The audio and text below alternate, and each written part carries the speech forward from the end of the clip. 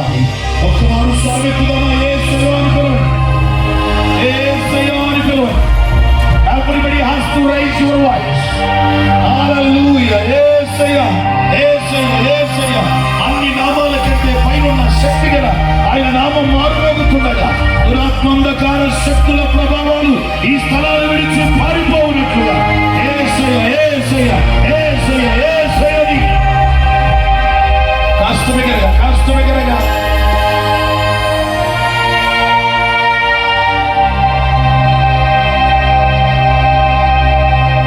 బాధలో ఉన్నాను మాట్లాడవా, బలహీనమయ్యాను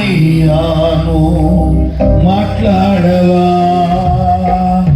బాధలో ఉన్నాను మాట్లాడవా, బలహీనమయ్యాను మాట్లాడవా, మాట్లాడు మాట్లాడు నాతో మాట్లాడు, మాట్లాడే దేవుడా నాతో మాట్లాడు. పాడదామా? మాట్లాడు మాట్లాడు. ఏదన్నా సేవ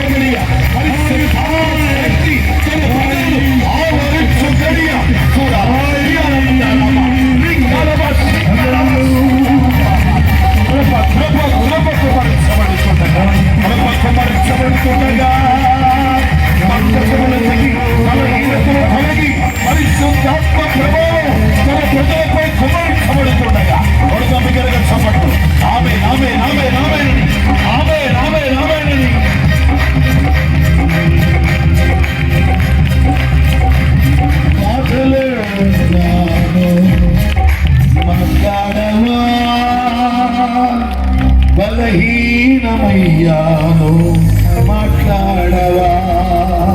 అందరూ చేతులెత్తి నాతో కలిసి బిగ్గరగా, బాధలో ఉన్నాను మాట్లాడవా, బలహీనమయ్యాను మాట్లాడవా. స్వరమెత్తుదామా.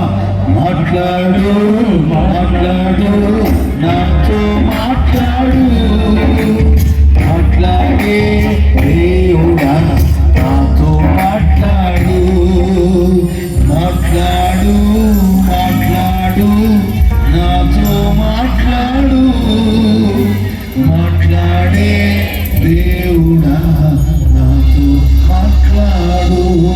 ఉన్న పాటును అలాగే కళ్ళు మూసుకొని మోకాళ్ళ మీదకి రండి. ఉన్న పాటును అలాగే కళ్ళు మూసుకొని మోకాళ్ళ మీదకి రండి.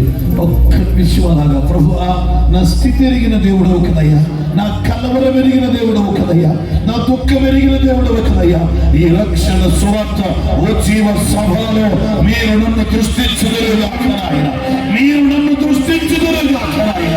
ఆశ కలిగి ఎవరు ఏ వైపు చూడగలుగుతున్నారు వారిని నా దేవుడు దృష్టించుచున్నాడు. ఈ రాత్రి బంధకములు తెగిపడే రాత్రి, ఈనుప గడియలు మొత్తలయ్యే రాత్రి, దురాత్మంధకార శక్తుల ప్రభావాలు కుటుంబాలను విడిచి పారిపోయే రాత్రిగా ఈ రాత్రి తన మహిమగల కార్యం చేయబోతున్నాడు. అలాగే మోకాళ్ళ మీదకు వచ్చి రెండు చేతులు ఎత్తి, యేసయ్యా మీరు నన్ను దర్శించబోతున్నందుకు మీకు స్తోత్రాలు, నన్ను బలపరచబోతున్నందుకు మీకు స్తోత్రాలు, నా పక్షమున కార్యములు చేయబోతున్నందుకు మీకు స్తోత్రములు. నాయన ప్రేమ నమ్మకం కలిగిన మా తండ్రి, కృపా కనికరాల కారణభూతుడమైన మహోన్నత ఆది సంబోధుడ అద్భుతాలు చేయవాడు, మహాప్రభావము చేతనమును కప్పుచున్నవాడవయ్యా. పడిపోయిన పిండము లాంటి జీవితాలను నిలబెట్టగలిగిన దేవుడవు కదా. ఎండిన ఎముకలను సైతం మహాసైన్యముగా మార్చగలిగిన ఈ వాక్కు విడుదల చేసిన ఈ ప్రజలైన వారి ప్రాణాలు అంతరంగ గాయాలు కట్టబడుతుండగా, ప్రతి వారి హృదయాలు తెల్లబడుతుండగా, మనుష్యుడు లేని నన్ను మరుగుపరిచి మహిమగల దేవుడు మీరే ప్రత్యక్షమై మీ దాసుల ఆశ తీర్చి మీ మహిమ కొరకు మీ ప్రజలతో మాట్లాడుకోవాలి. యేసు సర్వశ్రేష్టమైన నామములో ఈ ప్రార్థన మనవుడు సమర్పించి వేడుకొని పొందుకొని ఉన్నాము తండ్రి. ఆమె ప్రార్థన ఆలకించి మనతో మాట్లాడబోతున్న దేవునికి రెండు చేతులెత్తి బిగ్గరగా స్తోత్రాలు చెల్లిద్దాం. స్తోత్రం స్తోత్రం స్తోత్రమని కాస్త బిగ్గరగా.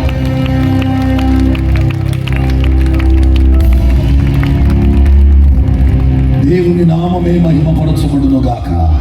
అందరూ చిత్తమామే. హల్లెలూయా హల్లెలూయా. ఒక్కసారి దిక్కులు పెక్కటిలేలా పరిశుద్ధాత్మ దేవునికి రెండు చేతులెత్తి చప్పట్లు పెట్టి ఆమేన్ ఆమేన్ ఆమేన్ అని కేకలేద్దాం. ఇంకా బిగ్గరగా శక్తి కలది.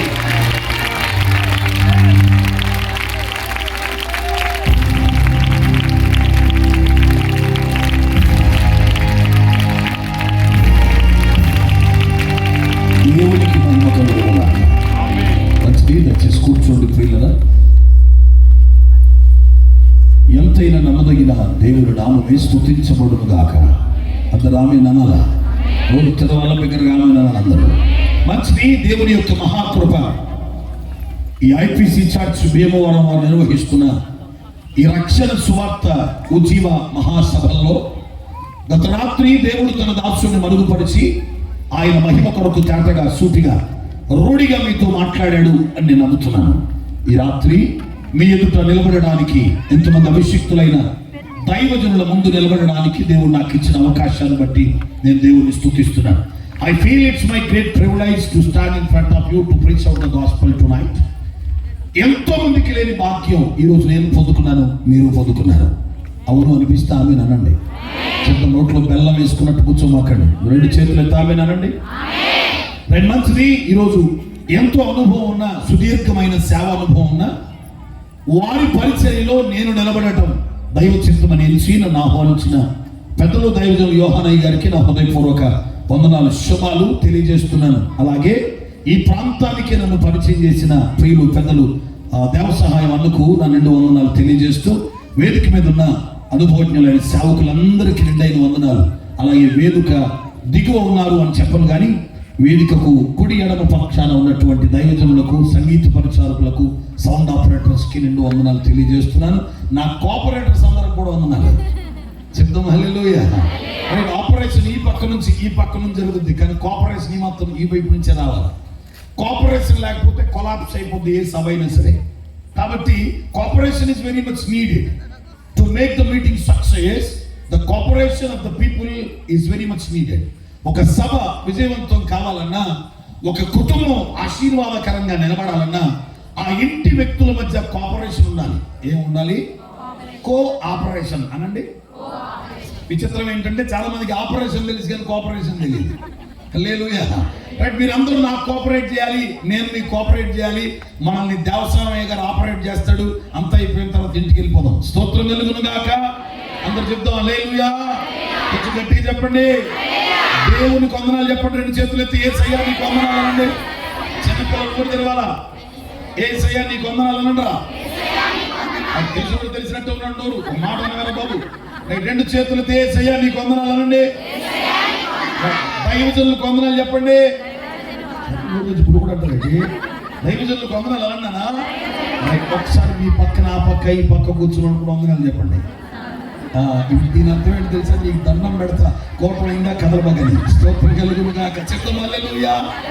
Long back, I think before 10 years, I think 2015, right, 2015లో ఈ ప్రాంతంలో నేను నిలబడి వాక్య పరిచర్య చేశాను.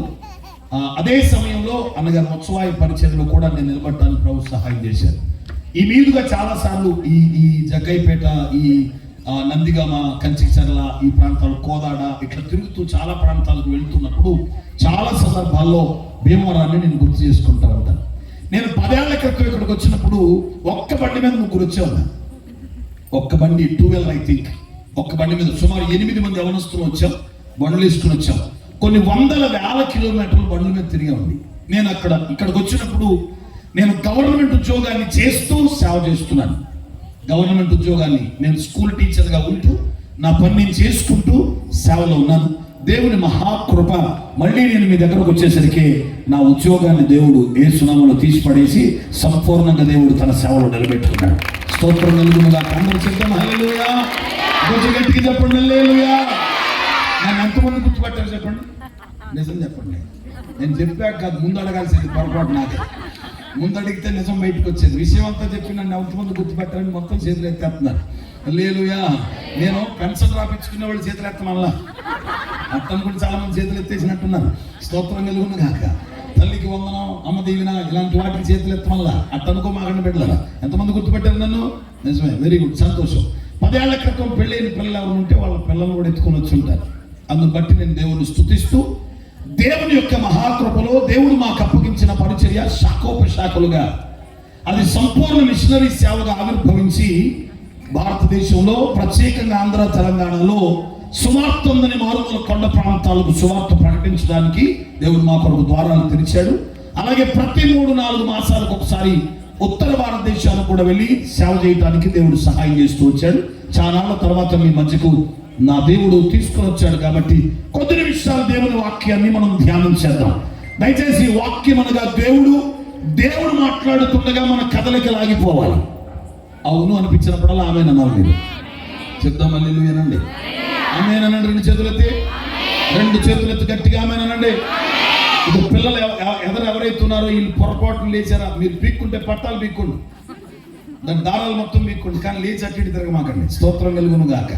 చిన్నపిల్లలందరూ అల్లిలో చెప్పండి. సరే, ఇళ్ళు మల్లెపూలు మొత్తం నెత్తి మీద పెట్టినట్టుంది మా బిడ్డ. దేవుడికి మహిమ కలుగును గాక. రైట్, కొద్ది నిమిషాలు దేవుడు ఒక చక్కటి స్పర్శ, నేను వస్తుండగా చక్కటి స్పర్శ దేవుడు నాకు కలిగించాడు. ఆ స్పర్శనే ఓ క్లుప్తమైన ఉపదేశంగా నేను మీతో పంచుకోవాలని ఆశపడుతున్నాను. ఊరి గవనిలో బైబిల్ తీసి నోట్ చేసుకుని టకటక చిన్న మాట ఏదో దేవుడు జ్ఞాపకం చేస్తే దాన్ని మీతో పంచుకోవాలని ఆశపడుతున్నాను. రైట్, యెషయా గ్రంథం 1వ అధ్యాయం 18వ వచనాన్ని ఎవరైనా చదివి సహకరించగలిగితే, యెషయా గ్రంథం 18వ అధ్యాయం, యెషయా గ్రంథం 1వ అధ్యాయం 18వ వచనం చదవండి బిడ్డ ఎవరైనా. యెహోవా ఈ మాట సెలవిచ్చుచున్నాడు.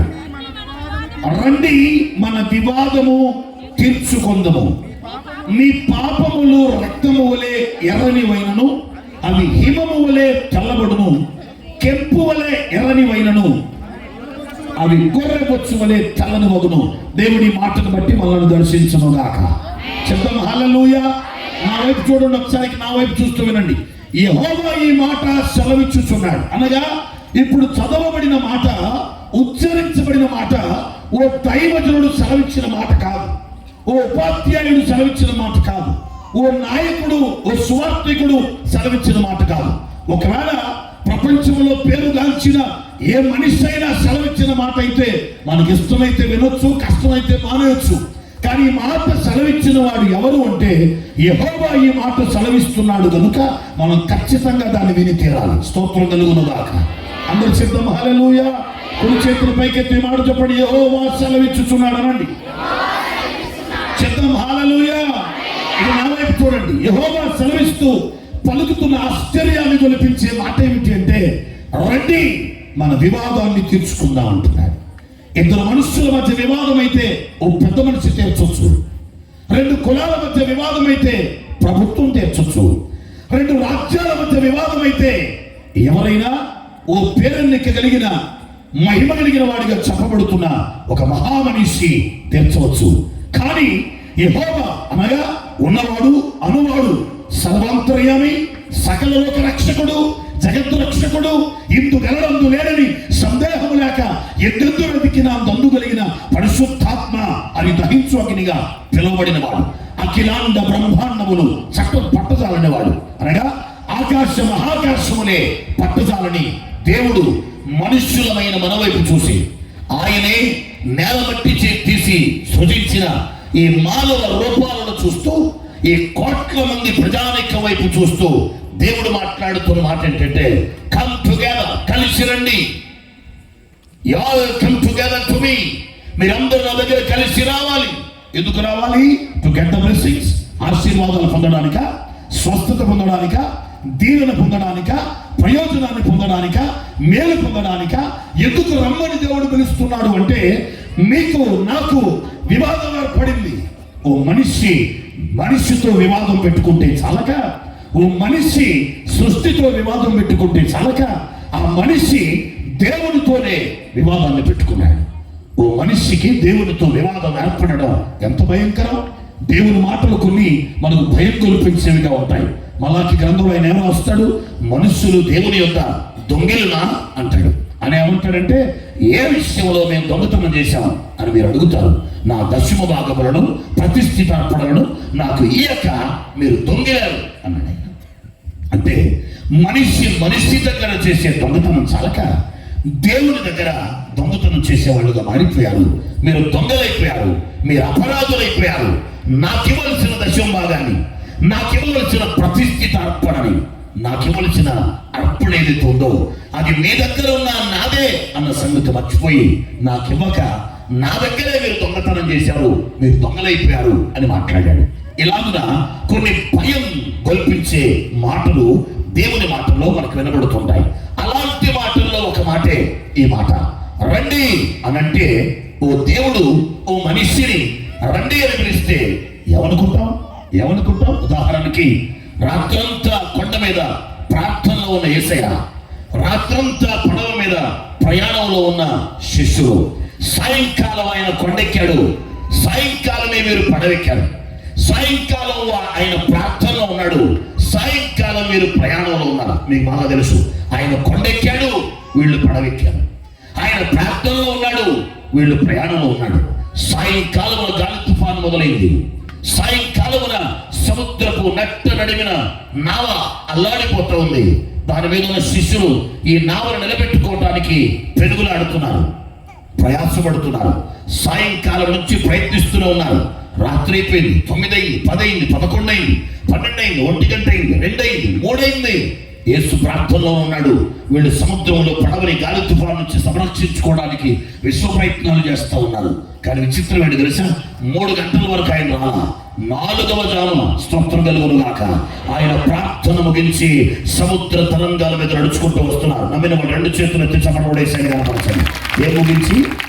ముగించి ప్రార్థన ముగించి సముద్ర తరంగాల మధ్య ఏ సముద్ర తరంగాలు వారి పడవ అనే జీవితాన్ని అతలాకుతలం చేస్తున్నాయో ఆ సముద్ర తరంగాలనే తన కాళ్ళ కింద తొక్కిబట్టి యేసు సముద్ర తరంగాల మీద నడుచుకుంటూ వస్తుంటే ఎప్పుడూ దగ్గరుండే పేతురు ఏమన్నాడు తెలుసా?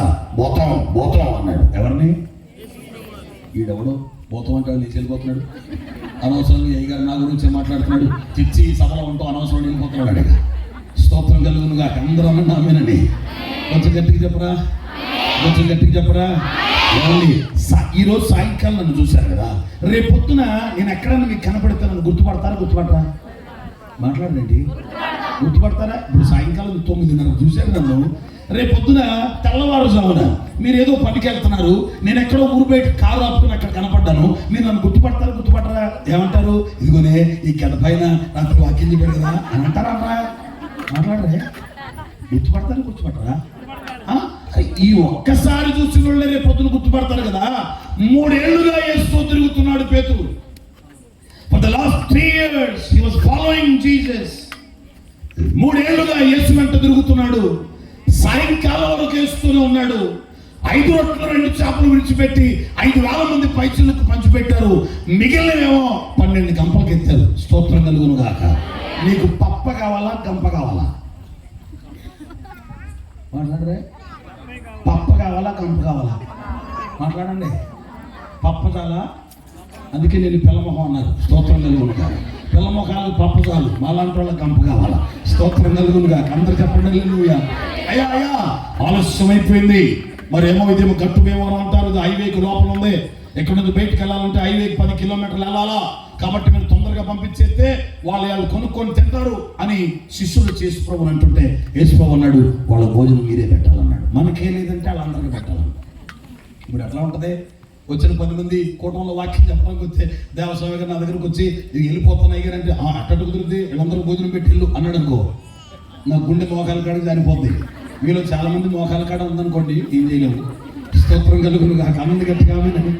కొంచెం గట్టిగానండి, కొంచెం గట్టిగా. చాలా పొద్దుపోయింది. శిష్యులకు భుజించడానికి లేదు, ఎవరికి పెట్టడానికి లేదు. మీరే భోజనం పెట్టాలంటే 12 మంది మల్లగొల్లాలు పడుతుండగా ఆకలి దంచి కొడుతున్న వేళ ఓ చిన్నపిల్లాడికి వాళ్ళమ్మ 5 రొట్టెలు 2 చేపలు ఇచ్చి పంపింది. స్తోత్రం కలుగును గాక. ఇదిగో అరే నీకు సంగతి తెలియదు, దాసరామయ్య గారు చెప్తారు 2 గంటలు చెప్తాడు, ఆడెవడో సుల్పాటు అంటే ఆడు 2 గంటలు చెప్తాడు, వీళ్ళు చెప్తేనే 2 గంటలు చెప్తే అక్కడ వాక్యం చెప్పేది యేసుప్రభువు ఆయన. స్తోత్రం కలుగును గాక. అంత తొందరగా అవదరా బాబా, నీకు మధ్యలో ఆకలి ఎత్తే ఎవడు పెట్టుడు ఉండడు. ఇది 5 రొట్టెలు 2 చేపలు తీసుకుని వెళ్ళిపో అంటే పొట్లం కట్టుకుని వచ్చాడు పిల్లోడు. స్తోత్రం కలుగును గాక. పెద్దోళ్ళకి ఆకలి వేస్తుందంటే పిల్లోడికి వేయకుండా ఉంటుందా? మరి మీ అమాయకం పాడుగాను చెప్పండి. పెద్దోడికి ఆకలేస్తుంది, పిల్లోడికి వేయకుండా ఉంటుందా? అందరికి ఆకలేస్తుంది, వాళ్ళకి ఆకలేస్తుంది సార్ మీరు పంపించండి అని పేతురు అంటున్నాడు, యోహాన్ అంటున్నాడు. అందరికి ఆకలేస్తుంది, ఎవరి దగ్గర లేదు అంటున్నారు. ఈ పిల్లడు ఎవరి దగ్గర లేదు అనే మాట విని యేసు దగ్గర నుండి లేదు అనే మాట మన నోట రాకూడదు అనుకున్నాడు. అందుకని నా దగ్గర ఉన్నాయన్నాడు. 5 రొట్టెలు 2 చేపలు తీసుకుని యేసు ఇచ్చేశాడు. స్తోత్రం కలుగును గాక. అందరూ చెప్తాం హల్లెలూయా. యేసయ్య దగ్గరికి చాలా మంది పొందుకుని వెళ్ళటానికి వస్తారు, నింపుకొని వెళ్ళటానికి వస్తారు. ఈ చిన్నపిల్లడు మాత్రం ఇచ్చేళ్ళటానికి వచ్చాడు, చరిత్రలో నిలిచిపోయాడు. నమ్మిన 2 చేతులతో దగ్గరగా చప్పట్లు పడేసాను కనపరచాలి. ఆమె 2 రొట్టెలు వట్లు వేసుకుంటున్నారా? 5 రొట్టెలు 2 చేపలు యేసుప్రభువుకి ఇస్తే వాటిని విరిచి ఆకాశం వైపు చూసి కృతజ్ఞతాస్తుతులు చెల్లించి విరిచేసేస్తున్నాడు. మొత్తాన్ని వరుసలో కూర్చోబెట్టేశారండి. ఈయన విరుపుతానే ఉన్నాడు, వేస్తానే ఉన్నాడు. వడ్డించండి అన్నాడు. 12 మంది శిష్యులు వడ్డిస్తున్నారు. 100 మంది 1000 మంది కూర్చొని భోజనం చేస్తున్నారు. విచిత్రం ఏంటి తెలుసా? 5 రొట్టెలు 2 చేపలు విరుస్తానే ఉన్నాడు, వాళ్ళు వడ్డిస్తానే ఉన్నారు. 5,000 మంది పైచులకు జనం తినేసిన తర్వాత వీళ్ళకు కూడా కడుపు నిండిపోయిన తర్వాత సార్ ఇంకా మిగిలిని అన్నారు. మిగిలిన మొత్తం ఎత్తండి కంపలకి అన్నాడు. ఎత్తితే కరెక్ట్గా ఎన్ని కంపలు తెలుసా? చెప్తాం హల్లెలూయా. భోజన పంక్తిన కూర్చుని తినేవాడికి మొక్క దొరికింది, భోజన పంక్తిలో ఉన్న వారికి వడ్డించిన వాడికి గంప దొరికిందట. అందుకని దేవుని సన్నిధిలో పరిచర్య చేసే అవకాశం వస్తే ఎప్పుడు వదిలిపెట్ట మాకు. దైవజనుడితో పరిచర్య చేసే అవకాశం వస్తే ఎప్పుడు వదిలిపెట్ట మాకు.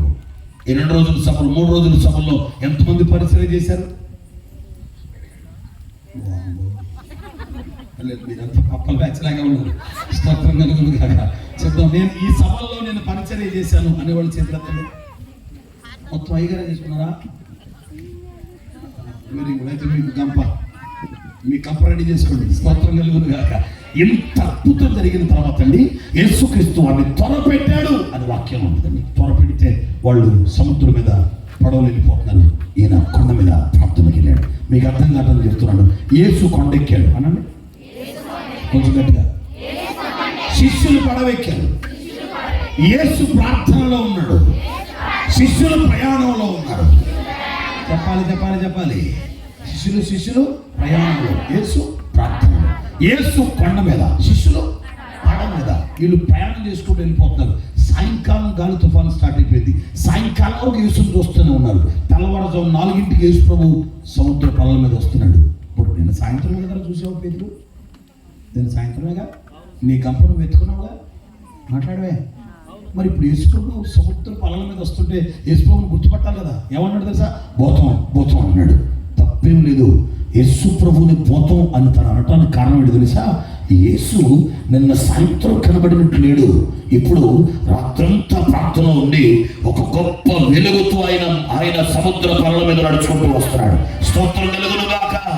సముద్ర పడవల మీద గొప్ప వెలుగుతో నడుస్తూ వస్తుండగా ఆయన రూపాన్ని గుర్తుపట్టలేనంత వెలుగు తనలో నిండి ఉంటే భూతం అని కేకలేస్తున్నాడు. అప్పుడు యేసు ప్రభు ఏమన్నాడు తెలుసా? నేనే అన్నాడు. ఏమన్నాడు చెప్పండి, అనండి ఈ మాట. నేనే అనండి. ఇప్పుడు నా పేరు భాస్కర్ డిన్ని ఇజ్రాయెల్. నేను వాళ్ళు వెళ్ళేసరికి 3-5 చేసి రక్తం చేయం. 3 గంటలకు వెళ్ళాక ఖచ్చితంగా మా ఇంటి డోరే కొట్టాలిగా. ఏమిట్రా, ఎవరింటి డోరు కొట్టకూడదా? మా ఇంటి డోరే కొట్టాలి కదా. డోర్ కొట్టగానే మా ఆవిడ లోపల ఏమంటది? ఎవరు అంటది. కొద్దిగా తెల్లవారుజామున కొడుతుంది. ఇంకొంచెం భయం వేసి ఇంకొంచెం భయంతో ఎవరో అంటది. నేనేమంటాను? నేను పాస్టర్ డిన్ని ఇజ్రాయెల్ వచ్చి అంటానా? ఏమంటాను చెప్పండి. అక్కడ ఏమంటాను? నేనే. ఎవరు? నేనే అంటాను. ఎవరు? నేనే అంటాను. 100 సార్లు అడిగినా నా నోట వచ్చే సమాధానం ఏంటి? నేనే. ఎందుకు నేనే అన్నాను అంటే, అవతలున్న వ్యక్తి నా స్వరం ఎరిగిన వ్యక్తి, అవతలున్న వ్యక్తి నన్ను ఎరిగిన వ్యక్తి, నాతో ఉన్న వ్యక్తి కనుక నేనే అనే మాట సరిపోతాయి. అందుకని యేసు నేనే అన్నాడు. నేనే అన్నా కూడా గుర్తుపట్ల పేతురు. నేనే అన్నా కూడా గుర్తుపట్టను అంటున్నాడు. నీవే అయితే చెప్తాం. హల్లెలూయా. నేనే అన్నా కూడా ఓ ప్రభు నువ్వా, థ్యాంక్స్ అయ్యా, నువ్వు రావేవనుకున్నావు అని అనాలి కదా.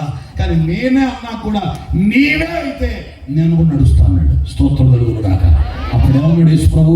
రమ్మన్నాడు లేదా?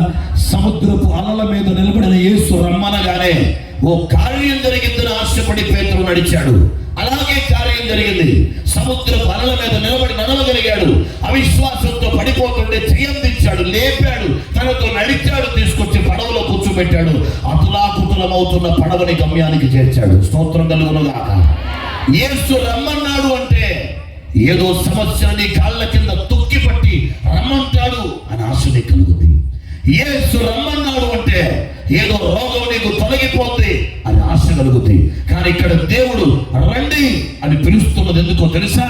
ఏదో సమస్యను తీసేయాలని కాదు, ఏదో రోగాన్ని తీసేయాలని కాదు. బిడ్డలారా, నేను ప్రేమించి నా రూపం ఇచ్చి మిమ్మల్ని సృజిస్తే మీరు మనుష్యులు వివాదం పెట్టుకోవడం, సృష్టితో వివాదం పెట్టుకోవడం, అపవాదితో వివాదం పెట్టుకోవడం అలవాటైపోయి ఆఖరికి నాతోనే మీరు వివాదం పెట్టుకున్నారు.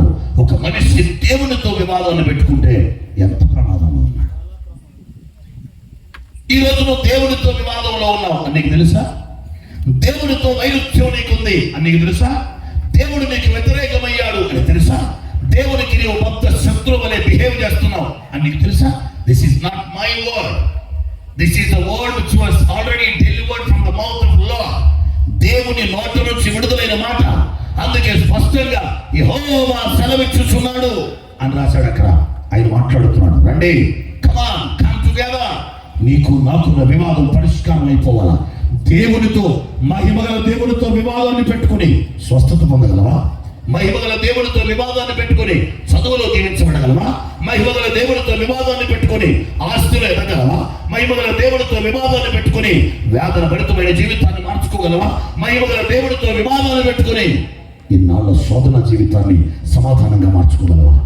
రోగం పోవాలి, సమస్య తీరాలి, కష్టం పోవాలి, కన్నీరు తొడవబడాలి అని ఒక్కొక్క దాని కోసం ఏడ్చే కంటే అసలు వీటన్నిటికీ కారణమైన నీకు నాకు మధ్య ఉన్న వివాదం ఏంటి ప్రభువా అని ఎరిగి ఆ వివాదాన్ని తొలగించుకోగలిగితే నా ప్రభు ఈ రాత్రి అద్భుతమైన కార్యములు చేయవాడుగా నీకు ప్రత్యక్షము కాబోతున్నాడు. యేసు నామమున జరుగును గాక. అందరూ చెప్తాము హల్లెలూయా. మనిషికి మధ్య వివాదం అయితే దేవుడు తీరుస్తాడండి. కానీ దేవునికి మనిషికి మధ్య వివాదం వస్తే ఎవరితో చెప్పుకోవాలి? పక్కింటోడితో గొడవ వస్తే మనం సమాధాన పడుతున్నా వాడు సమాధానంగా మాట్లాడకపోతే, అయ్యా నేను సమాధాన పడుతున్నా అట్టి వాడికి సమాధాన పడే ఆలోచన లేదయ్యా. మా తోటి కోడలు, మా అత్త కోడల తగాదాలు మీ ఏరియాలో ఉంటాయండి? ఉండవా? మంచోళ్ళగా ఉన్నారు మీరు. అత్త కోడలు కలిసే కూర్చున్నట్టున్నారుగా, కూర్చున్నారా? మా ఏరియాలో చాలా ఉంటాయండి.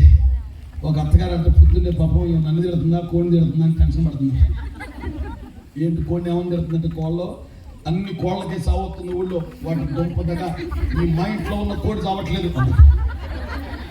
బాబు అత్తగారికి ఉనికి పడింది, ఆవిడ నన్ను తిడుతుందాం అనుకున్నాను. అనుకుని నన్ను తిడుతుంది అనుకుని నన్ను కాదులే అని పాపం తానే సర్దుకుందంట, ఏం చేయలేక.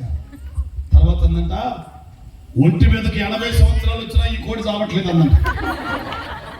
లేదు, ఎన్ని సంవత్సరాలు? ఏ కోడికైనా 80 సంవత్సరాలు వచ్చిందా ఉంచుతారండి? 8 నెలలైనా బతకనిస్తారా? స్తోత్రం కలుగును గాక. లేదు అనండి గట్టిగా. హల్లెలూయా. కోడి మీద కుక్క మీద పెట్టి తిట్టే భక్తులంతా మారుదురు గాక. మొత్తం వాళ్ళే ఉన్నట్టున్నారు. స్తోత్రం కలుగును గాక. అందరూ చెప్పిన హల్లెలూయా. కొంచెం గట్టిగా చెప్పాలి. హల్లెలూయా అండి. మాట్లాడదాం. హల్లెలూయా. హల్లెలూయా. అత్తకి కోడలకి వివాదం వస్తే కొడుకు అల్లుడు తీర్చడానికి అవకాశం ఉంది కదండి. ఉభయ రాష్ట్రాలకు వివాదం వస్తే రకరకాల ఒప్పందాలు ఉన్నాయి. దేశ ప్రజల మధ్య వివాదం వస్తే కోర్టులు ఉన్నాయి, పోలీసులు ఉన్నారు పరిష్కరించడానికి. కానీ దేవుడితో వివాదాన్ని కలిగి ఉంటే ఎవరు తీర్చాలి? ఖచ్చితంగా తీర్చేవాడు కూడా దేవుడై ఉండాలి కదా. హల్లెలూయా. కొంచెం గట్టిగా చెప్పండి. యెషయా గ్రంథం 59వ అధ్యాయం 1వ వచనం చదవగలరా? ఎంతో మంది ప్రార్థిస్తున్న వారి ప్రార్థనలకి జవాబు రాకపోవటానికి కారణం, ఎన్నో ఉపవాసాలు ప్రయోజనం కలగపోవటానికి కారణం యెషయా 59:1 రక్షింపనేరకై ఉండినట్లు నా హస్తం కొరచగాలేదు, వీరనారకై ఉండినట్లు ఆయన చెవులు మందం కాలేదు. దోషములు మీకు మీ దేవునికి అడ్డంగా వచ్చాయి. స్తోత్రం కలుగును గాక. నా వైపు చూడండి ఒకసారి. చానాళ్ళుగా ప్రార్థన చేస్తున్నానండి, జవాబు రావట్లేదు. చానాళ్ళుగా ఉపవాసం ఉన్నానండి, జవాబు రావట్లేదు. కొన్నేళ్లుగా కన్నీళ్లతో మొరపెడుతున్నానండి, కానీ జవాబు రావట్లేదు. నా ప్రార్థన ఏమైపోతుంది? నా ప్రార్థన ఎట్టుపోతుంది? నా ప్రార్థన దేవుడు వినట్లేదా? ప్రార్థిస్తున్నాను కార్యం జరగట్లేదు అనుకున్నాం. కానీ దేవుడు అంటున్నాడు, రక్షింపనేరకన్నట్లు యెహోవా హస్తం కొరచగాలేదు. మందే కొరచ బుద్ధి. ఏ బుద్ధి మందే? మాట్లాడండి. కొరచ బుద్ధి అనండి. దానం చేసినట్టే ఉండాలా, రంగులో బియ్యం అయిపోకూడదు. అది కొరచ బుద్ధి. స్తోత్రం కలుగును గాక. హల్లెలూయా. కోడి మాంసం వేసి భోజనం పెట్టినట్టే ఉండాలా, 3 కేజీలతో 300 మందికి పెట్టాలా. అది కొరచ బుద్ధి. మీ కొరస బుద్ధులు మారును గాక. అందరా అనండి. అడుక్కునే వాళ్ళు పాపం అన్ని చోట్లకి ఎప్పుడు పడితే అప్పుడు వెళ్తారంట. క్రిస్టియన్ పేటకి మాత్రం క్రిస్మస్ అప్పుడు వస్తారంట.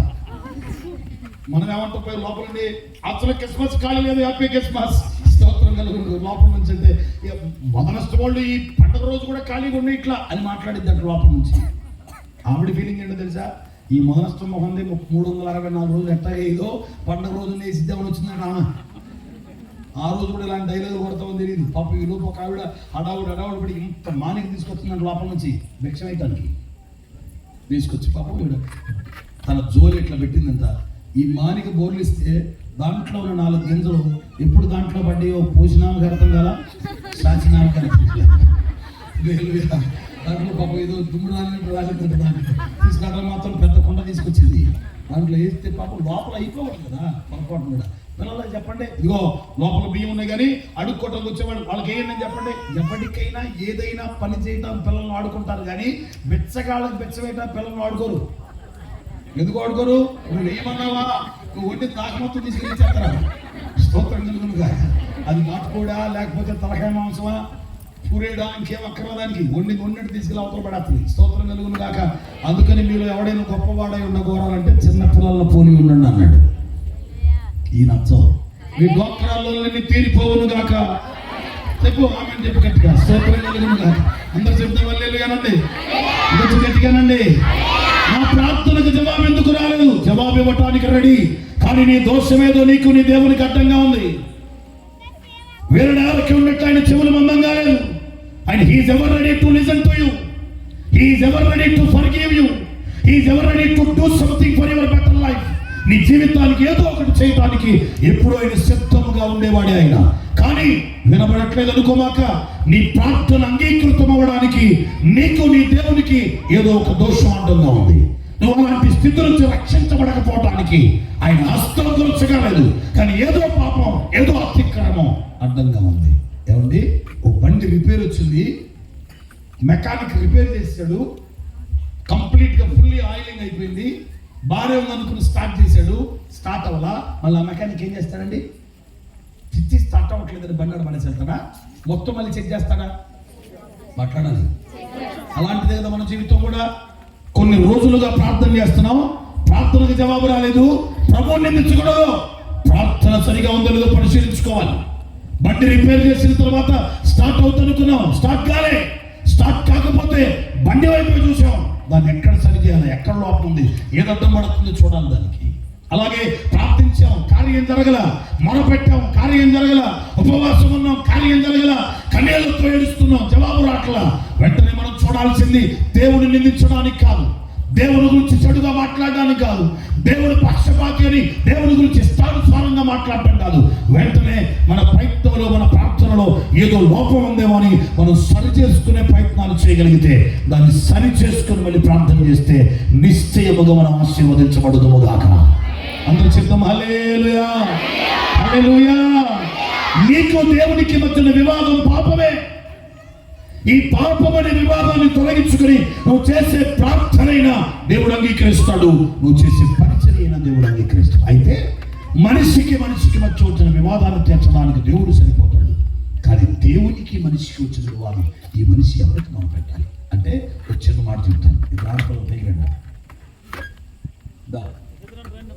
రండి సునీల్ బాగా రండి. ఇక్కడ నిలబడి ఆ పక్కన మీ పేరేంటమ్మా?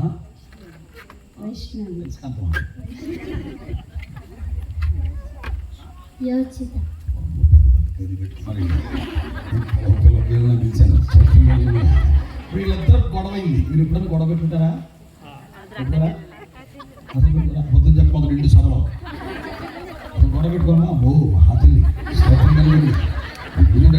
లేదు అన్నాడు గట్టిగా. వీళ్ళిద్దరూ ఈ వైష్ణవి యోచిత అంతేనమ్మా, ఓకే. వీళ్ళిద్దరూ చాలా మంచి స్నేహితులండి. వీళ్ళిద్దరూ మంచి గొడవ వచ్చేసింది. ఎప్పుడు సాధారణంగా గొడవ వచ్చేస్తుంది, బలపాల దగ్గర కూడా గొడవ అవుతుంది. వస్తారా కదా, మనతో ఉండే ఫ్రెండ్ అవతల ఫ్రెండ్తో కాసేపు చేయి పట్టుకొని మాట్లాడితే ఒళ్ళు మండిపోతుంది మనకి. ఇప్పుడు మీకు ఉన్నే లేవు కానీ మా ఎప్పుడు అక్కడ ఉండేవి. రోజు మన ఇద్దరం కలిసి స్కూల్కి వెళ్ళాలి కదా, నువ్వు వాడితో వెళ్ళావు, నీకు నాకు కుదరదు కచ్చే అని చెప్పి కట్టిప్ చేసుకొని కొన్ని రోజులు మాట్లాడని రోజులు కూడా ఉన్నాయి. అట్లాగే పాపం ఒక 6 నెలలు మాట్లాడిన నా ఫ్రెండ్ ఒకడు, స్తోత్రం కలుగునుగా. ఇప్పుడు వీళ్ళిద్దరికి చాలా మంచివాడు, చాలా మంచి దోస్తులండి. వీళ్ళిద్దరు మనుషులైంది, వీళ్ళిద్దరి మధ్య వివాదం వస్తే ఓ దైవజనుడుగా నేను తీర్చగలుగుతాను. తండ్రి తీర్చలేనిది, తల్లి తీర్చలేనిది దైవజనుడు తీర్చగలుగుతాడు. వాళ్ళు దేవుని పిల్లలు కనుక లక్షణంగా ముసుకేసుకోవడం ఇప్పుడే అలవాటైంది కనుక కొంచెం వీళ్ళు మాట వినే రకాలుగానే ఉన్నారు. వింటారమ్మా మాట? ఇక్కడ వింటారులే స్టేజ్ మీద. సో నాకు తెలుసు, పొద్దున్నే మీరు స్కూల్కి వెళ్తాను లేకపోతే మీ అమ్మలకు చొక్కలు కనపడితే నాకు తెలుసు. వెళ్ళేళ్ళు అన్నది గట్టిగా. వీళ్ళిద్దరు మనుషులై ఉండగా వీళ్ళిద్దరి మధ్య వివాదం ఏర్పడితే దాన్ని తీర్చడానికి ఒక మనిషి చనిపోతాడు, ఓ తండ్రి చనిపోతాడు, ఓ సేవకుడు చనిపోతాడు. అయితే విచిత్రం ఏంటి తెలుసా, వీళ్ళిద్దరి మధ్య గొడవ అయిన తర్వాత వీళ్ళిద్దరూ ఆ రోజున పరిష్కారాన్ని కొందామని ఆలోచన చేశారు. వీళ్ళిద్దరూ ఇక మనకెందుకు ఇంతకాలం గొడవలో ఏమక్కర్లా, మనం కొంచెం మాట్లాడుకొని రాజీ పడదాం అని ఇద్దరు కూడా ఒక ఒప్పందానికి వచ్చారు. అయితే మీరిద్దరి మధ్య రాజీ కుదర్చడానికి ఒక మధ్యవర్తి కావాలి. ఎవరు కావాలి? దేవుడు ఒక్కడే, దేవునికి నరులకు మధ్యవర్తి ఒక్కడే, ఆయనే యేసుక్రీస్తు అన్న నరుడు. స్తోత్రం కలుగునుగాక. రైట్, ఇకపోతే ఈ వివాదాన్ని ఎవరు తీర్చాలి? Who can comfort us, who can solve all the issues in between us?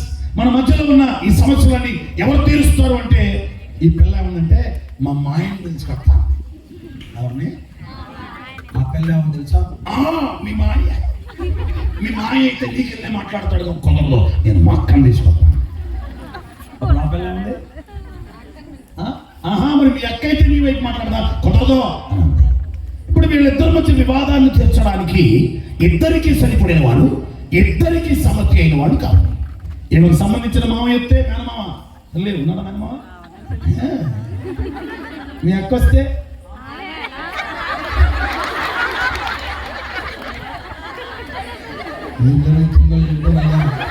పొరపాట్లు ముందు వరుసలో కూర్చున్నాను.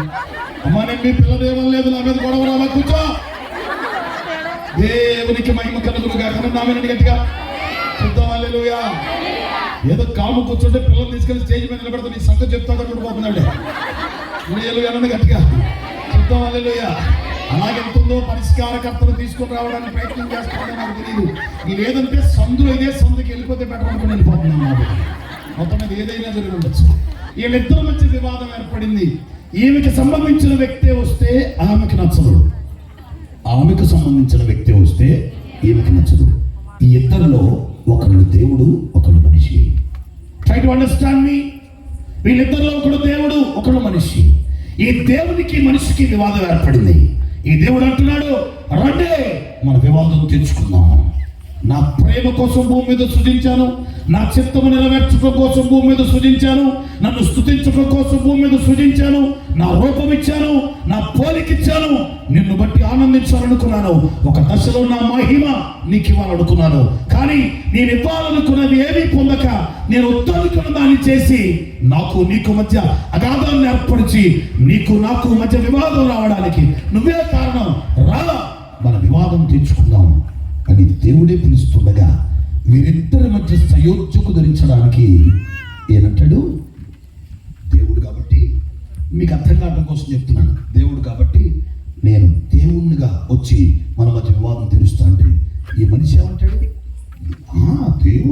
దేవుడికి వెళ్ళి మాట్లాడతాడు కదా, మాకెళ్ళి మాట్లాడతాడు. పోనీ మనిషిని తీసుకొస్తావా? ఈ మనిషి, నేను ఒక మంచి మనిషిని తీసుకొస్తానండి అని అంటే మరి మనిషికి వెళ్ళి మాట్లాడతాడు కదా అని అంటే అప్పుడు లాభం లేదనుకుని తండ్రే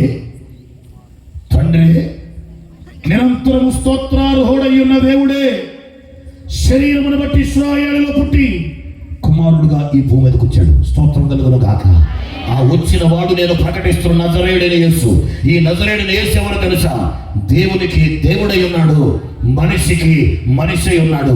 మనిషి వైపు మనిషిగా, దేవుని వైపు దేవునిగా వీరిద్దరి మధ్య నలిగిపోయి రక్త మాంసములు క్షీణింపజేయబడటం వల్ల, నలిగిపోవటం వల్ల, కార్చిన రక్తం వల్ల ఈ మనిషికి ఈ దేవునికి మధ్య సయోధ్యకు దొరికి ఈ మనిషిని దేవునితో ఏకం చేయడానికి మనందరి రక్షకుడైన యేసుక్రీస్తు భూమి మీద ప్రాణం పెట్టాడు. ఆయన నామం ప్రకటించబడుతూ రక్షణ సువార్త ఈరోజు మారుమోగుతుంది. ఇప్పుడు నీ వివాదం తీర్చబడాలంటే మనిషిగా నీ పక్షాన, దేవుడిగా దేవుడి పక్షాన మధ్యలో నలిగి రక్తము కార్చిన యేసు నామములో నీ పాపాలు ఒప్పుకుని, యేసు రక్తంలో నీ పాపాలు కడుక్కొని, యేసు క్రీస్తే విమోచన, యేసు క్రీస్తే రక్షణ అని ప్రభువా నేను పాపిని, ప్రభువా నీవు ప్రభువి అని నోటితో ఒప్పుకుని హృదయం ముందు విశ్వసిస్తే నువ్వు రక్షించబడతావు. స్తోత్రం కలుగును గాక. అందరు చెప్తాం హల్లెలూయా. ఈ వివాదాన్ని తీర్చడానికి మహిమగల దేవుడే మనిషి అవతారిగా ఈ లోకానికి వచ్చాడు. ఆయన 100% దేవుడు, 100% మానవుడు. 100% దేవుడు, 100% మానవుడు. దేవునిగా భూమి మీదకి వచ్చినవాడు, నరుడిగా భూమి మీద బ్రతికినవాడు, మనిషి అవతార వ్యక్తిని మహిమగల దేవుడు, 100% మానవత్వంతో భూమి మీద సంచరించిన నజరేయుడు. ఈయన వీరిద్దరికీ మధ్యవర్తిగా మారిపోయాడు. ఈ రాత్రి రక్షణ సువార్త ఉద్యమ సభల్లో నేను మీకు తెలియజెప్తున్న పాఠం ఏమనగా, చేతిలో బైబిల్ ఉంది, నెత్తి మీద మూసుకుంది, కానీ జీవితంలో రక్షణ ఉందా? చేతిలో బైబిల్ ఉంది, పెదవుల్లో పాటలు ఉన్నాయి, కానీ జీవితంలో రక్షణ ఉందా? మందిరానికి వడివడిగా అడుగులు వేయగలిగిన స్థితిగతులు ఉన్నాయి, కానీ దేవునికి నీకు మధ్య ఏ వివాదము లేదు, ఏ పాపము దేవునికి నాకు మధ్యలో లేదు అని చెప్పగలవా? ఏ పాపము దేవునికి నాకు మధ్యలో లేదు. అబద్ధము గాని, అసూయ గాని, క్రోధము గాని, అట్టిది ఏది గాని నాకు నా దేవునికి మధ్యలో లేదు. ఇప్పుడు ప్రభు మేఘాల మీదకి వచ్చినా నేను ఎత్తబడతాను. లేదు, హఠాత్తుగా నా ప్రాణానికి ఏమైనా ప్రమాదం వచ్చినా నేను ప్రభు యుద్ధకు పరదేశకు చేరతాను అనే నమ్మకం నీలోకి వస్తే నీ పేరు నిజమైన క్రైస్తవుడు. ఆ నిజమైన క్రైస్తవుని కొరకే నిరీక్షణతో నా తండ్రి ఎదురు చూస్తున్నాడు. ఇక్కడున్న ఒక గుంపు జనాంగాన్ని దేవుని కొరకు, మహిమ కొరకు నిలబెట్టుటకు దేవుడే ప్రతి హృదయాన్ని దర్శించునుగాక. అందరూ చెప్పండి ఆమేనని. మాట్లాడదాం హల్లెలూయా. అనగా ఏ వివాదము తీర్చుకోవాలని దేవుడు మనిషిని పిలిచాడో ఆ వివాదము లేకుండా చేయడానికి దేవుడు మనిషిగా భూమి మీదకి వచ్చాడు. ఆ వివాదము తొలగించడానికి ఆయన రక్తము కార్చి ప్రాణం పెట్టి సమాధి పెట్టబడి సావుని చంపి తిరిగి లేచి ఆయన సమాధి గెలిచిన తర్వాత విశ్వవ్యాప్తమైపోయిన నేను ప్రకటిస్తున్నా సరైన యేసు. ఆమేన్. శబ్దం హల్లెలూయా. కాబట్టి నీకు దేవునికి ఉన్న వివాదం ఏమిటి? వ్యర్థమైన మూర్ఖ ప్రేమలా? నీకు దేవునికి మధ్య వివాదం ఏమిటి? పనికిరాని వ్యసనమా? నీకు దేవునికి మధ్య ఉన్న వివాదం ఏమిటి? అసమాధానమా? నీకు దేవునికి మధ్య ఉన్న వివాదం ఏమిటి? అన్యాయమా? నీకు దేవునికి మధ్య ఉన్న వివాదం ఏమిటి? నామకార్థమా? ఏ వివాదం నీవు ఇంకా దేవునితో కలిగి ఉన్నావు? అవును ప్రభువా, ఈ వివాద కారణముగానే నా ప్రార్థన నీకు వినబడట్లేదు, కార్యం నాకు జరగట్లేదు. ఈ వివాదము తొలగడానికి నీ కుమారుడైన యేసు రక్తం ఎప్పుడో చెల్లించబడింది. ఆ రక్తములో నేను కడుక్కోవాలని ఆశపడుతున్నాను. ఆ రక్తములో కడుక్కోకపోతే నరకం తప్పదు. ఆ రక్తములో కడుక్కోకపోతే వాడు నిలబెట్టబడటం అసాధ్యం కనుక ఈరోజు ఆ స్థితి నాకు కలుగునట్లుగా కృపచూపు నాయన అని ప్రార్థించు హృదయాన్ని కడమండునుగాక. యేసు నామములది జరుగునుగాక. మన వివాదము తొలగిపోవునుగాక. నమ్మిన వాళ్ళు రెండు చేతులు ఎత్తున్న వివాదము తొలగాలి అని కేకలేండి కొంచెం గట్టిగా. చూసారా, ఒక్కసారి దగ్గర తెచ్చి పెట్టాలని పొరపాటు అతుక్కొని వెళ్ళిపోతున్నారు. చూసారా, వివాదం తీరితే వివాదం తీరితే మానవుడు దేవునికి దూరంగా వెళ్ళలేడు, దేవుడు మానవుడికి దూరంగా వెళ్ళలేడు. అలాంటి చక్కటి సయోధ్య మనిషికి దేవునికి కలుగుటకే యేసుక్రీస్తు లోకంలో రక్తం కార్చి ప్రాణం పెట్టాడు. అది అర్థం చేసుకుంటే మన వివాదాలు సరిచేయబడతాయి. దేవునికి మనకున్న వివాదం సరిచేయబడితే రోగమైన, సమస్య అయిన, వేదనైన, కలవరమైన ఏదైనా తొలగిపోతుంది. యేసు నామములో ఘనమైన కార్యాలు మనం చూడగలుగుతాం.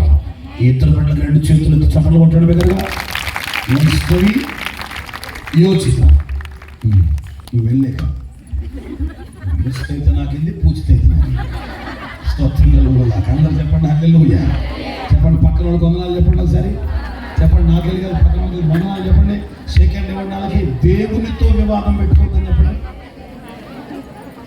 మీకు కూడా వల్ల పాడుగాను గట్టి చెప్పండి. దేవునితో వివాదం పెట్టుకోవద్దని చెప్పండి. మాట్లాడలేదు నేను మైగా నేను చెప్పుకుంటున్నాను అన్న నాకు చెప్పండి ఒకసారి. దేవునితో వివాదం పెట్టుకోవద్దు. నేను చెప్పుకోండి, మీకేమని చెప్పుకోవడానికి మీరు చెప్పుకొని వెళ్ళిపోండి అంటారు. చెప్పండి తిరిగి, దేవునితో వివాదం పెట్టుకోవడం కొంచెం గట్టిగా. రైట్, మంచిది. కొద్ది నిమిషాలు కాస్త వివరంగా లోపలికి వెళ్దాం. వివాదం దేవునికి మనల్ని దూరం చేస్తే, దేవునికి మనం ఎప్పుడైతే దూరం అవుతామో అపవాదికి 100% లైసెన్స్ వచ్చింది మన మీద. 100%. ఎంత భయంకరంగా మన జీవితాన్ని పాడు చేస్తుందంటే, మనం దేవునికి దగ్గరగా ఉన్నంత కాలం అపవాది వాడి వల్ల కాదు, ఏం చేయలేదు. దేవునికి కాస్త మనం దూరంగా జరిగామని తెలిస్తే మన జీవితాన్ని సర్వనాశనం చేయడానికి అపవాది ముందుకు వస్తాడు. వాడంతటా వాడొచ్చి మనల్ని దేవునికి దూరం చేయలేడు. మనం దేవునికి దూరంగా ఎప్పుడైతే జరుగుతామో దీన్ని అదునుగా అవకాశంగా తీసుకుని అపవాది మన జీవితాన్ని సర్వనాశనం చేస్తాడు. Praise the Lord. సిద్ధం హల్లెలూయా. నువ్వు దేవునికి దగ్గరగా ఉన్నావా, దేవునికి దూరంగా ఉన్నావా? నేను దేవునికి దూరంగా చేసేది ఏంటంటే పాపం, అతిక్రమం, దోషం. అబ్బా నాదేం లేదండి పాపం, నేను అసలు ఏం చేయను. అసలు మా అత్తగారిని కూడా నేనేమన్నా, ఆవిడే నన్ను తిట్టుద్ది, ఆవిడే కాము ఉంటుంది, నేను ఎవడు కనపడకుండా ఎత్తి మీద ఒకటి పీకుతాంతే. వాక్యం చెప్పింది తెలుసా, తప్పు నీది లేకపోయినా ఎదుటివాడు నీ మీద అసమాధానంగా ఉంటే నువ్వు తీసుకొచ్చిన అర్పణ అక్కడే వదిలిపెట్టి నువ్వు వెళ్ళి సమాధానపడరా. యేసుక్రీస్తు స్వయంగా కొండ మీద చేసిన ప్రసంగం, నువ్వు బలిపీఠం వద్ద అర్పణ అర్పించుచుండగా నీ సహోదరునికి నీ మీద విరోధమేమైనా ఉంటే, నీకేం లేదు విరోధం, చాలా పీస్ఫుల్గా ఉన్నావు. నీ సహోదరునికి నీ మీద ఏమైనా విరోధం ఉంటే నీ అర్పణ అక్కడ వదిలిపెట్టి వెళ్ళిపోయి, అయ్యా నీ మీద నాకేం కోపం లేదు, కానీ నువ్వెందుకు నా మీద కోపంగా ఉన్నావు, నీ మీద నాకు అసమాధానం లేదు, నువ్వెందుకు నాతో మాట్లాడలా, ఏది ఏమైనా కానీ పొరపాటు నాదే అనుకుని నన్ను క్షమించు అని సమాధానపడి వస్తే అప్పుడు ఈ అర్పణ దేవుడు స్వీకరిస్తాడట. ఇలాంటి డివోషన్ వచ్చిందా మనకి?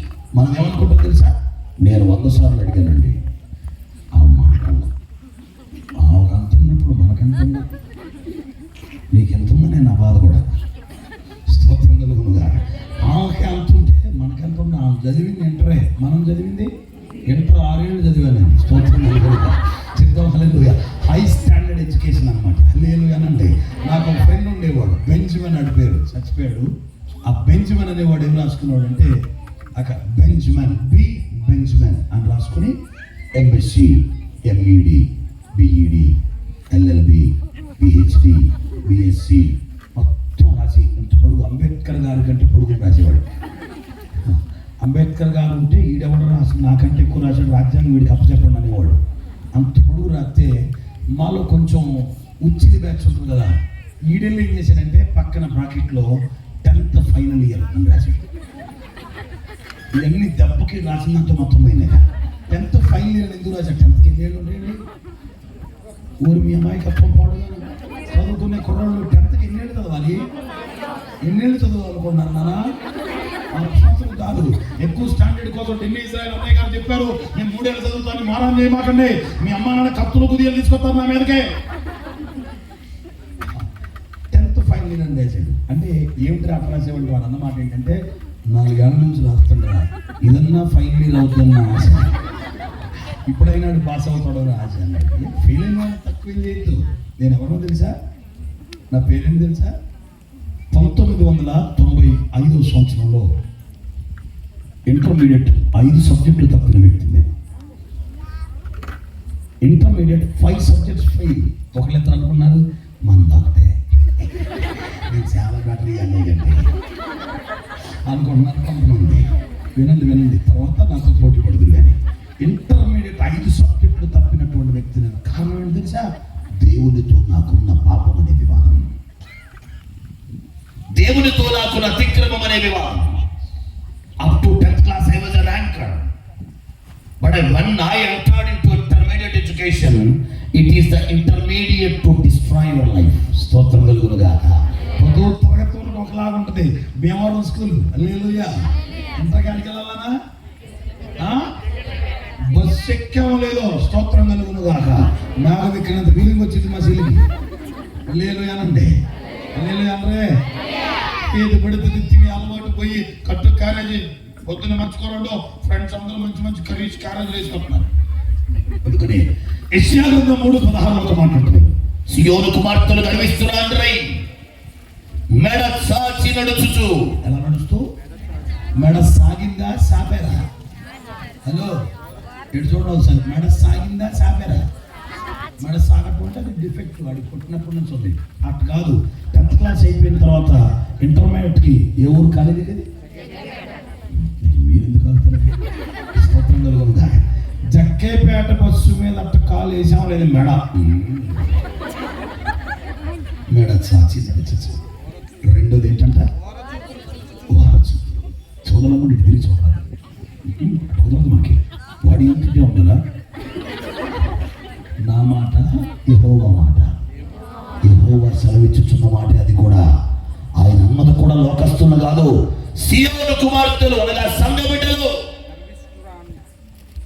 దేవుని బిడ్డలు, పాడేవాళ్ళు, ప్రార్థించేవాళ్ళు, ఆరాధించేవాళ్ళు, సంఘాలలో ఉన్నవాళ్ళు, దేవుని పేరు మోస్తున్న వాళ్ళు, దేవుని ప్రజలను చెప్పుకుంటున్నవారు, ఒకనాటి అద్భుతమైన దీనమైన భక్తి చేసిన వాడు ఈరోజు ఏ కారణము చేతో గర్విష్ఠులైపోయారు. మెడ చాపడం అంటే గర్వం. ఎక్కుంది ఏడుంది అక్కడ ఎక్కడుండి అమ్మా ఏంటి నేను నాతో మాట్లాడాలంటే ఆపోజిట్ ఎక్కి మాట్లాడాలా, కింద చూడదు అసలు, గర్వం అంతే. హల్లెలూయా.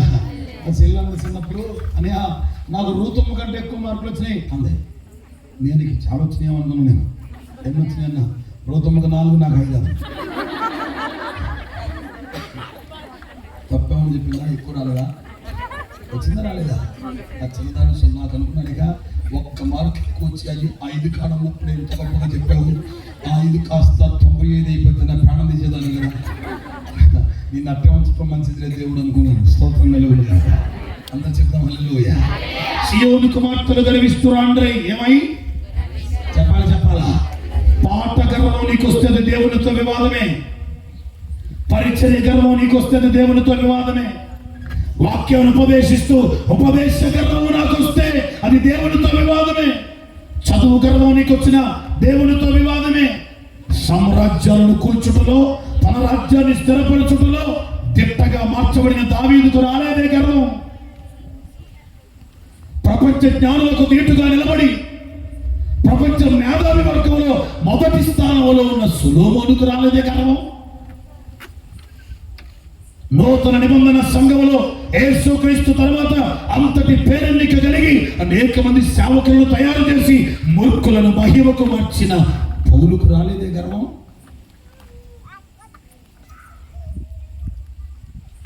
చిన్న చిన్న వాటికే, ఒక్క పాటకే ఇంత గర్వానికి ఎక్కిపోతివే. ఒక్కసారి ప్రార్థనకు పొగడినందుకే ఇంత గర్వానికి ఎక్కిపోతివే. సంఘం బయటున్న వాడికి పాపం, వ్యభిచారం, దొంగతనం, నరహత్య, అబద్ధం ఇలాంటివి. సంఘము లోపలున్న వారికి దేవునితో ఏర్పడే వివాదాలు ఏమిటి? గర్వం మొదటిది.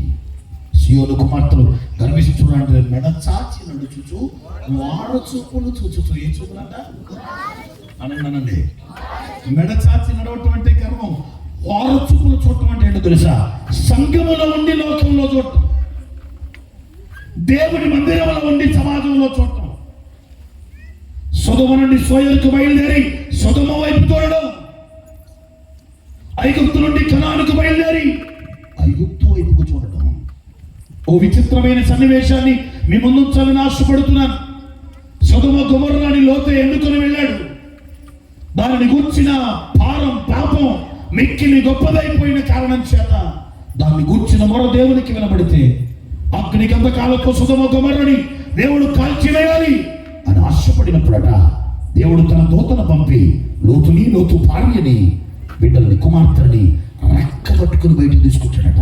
ఏం పట్టుకోనండి? చెప్పాలి. పనికిరాని స్థలంలో కూడా నువ్వు పరిశుద్ధతను కాపాడుకోగలిగితే నా దేవుడు ఎలాంటి తెలుసా? ఆ దేశం కాలిపోకమనిపోయే నిన్ను రెక్కబట్టి బయటకు తీసుకురాగలిగిన సమర్థుడు ఆయన. నమ్మిన వాడు 2 చేతుల తిమ్మగా చప్పటేసేది కనపడుతుంది. నీ ఉన్న పట్టణం ఘోరమైన పాపంతో అగ్ని గంధకాలతో మండడానికి దేవుని ఉగ్రతకు కారణమైపోయి కొన్ని గంటల్లో అది కాలిపోయే కాలం వస్తే నువ్వు అక్కడి నుంచి రావడానికి ఇష్టపడకపోయినా నీలో ఉన్న నీతిని బట్టి నా దేవుడిని రెక్కబట్టుకుని బయటకు లాక్కు చేస్తాను. ఈరోజు మనం ఏం చేయాలి తెలుసా? నగరాలలో ఉన్న మన బిడ్డల రెక్క మన దేవుడు పట్టుకుని బయటకు తీసుకురావాలని ప్రార్థన చేసేవాళ్ళం అవ్వాలి. అంటే పట్టుకొని వస్తూ దేవుడు అన్నాడు వెనక్కి తిరిగి చూడొద్దు అన్నాడు. ఏమన్నాడు? కొంచెం గట్టిగా వెనక్కి తిరిగి చూడటం పాపమా? వెనక్కి తిరిగి చూడటం వ్యభిచారమా? వెనక్కి తిరిగి చూడటం నరహత్య? వెనక్కి తిరిగి చూడటం దొంగతనమా? కాదు. కానీ ఆజ్ఞాతిక్రమం. ఆజ్ఞాతిక్రమిస్తే పాపం కదా. చూడొద్దంటే చూడొద్దు.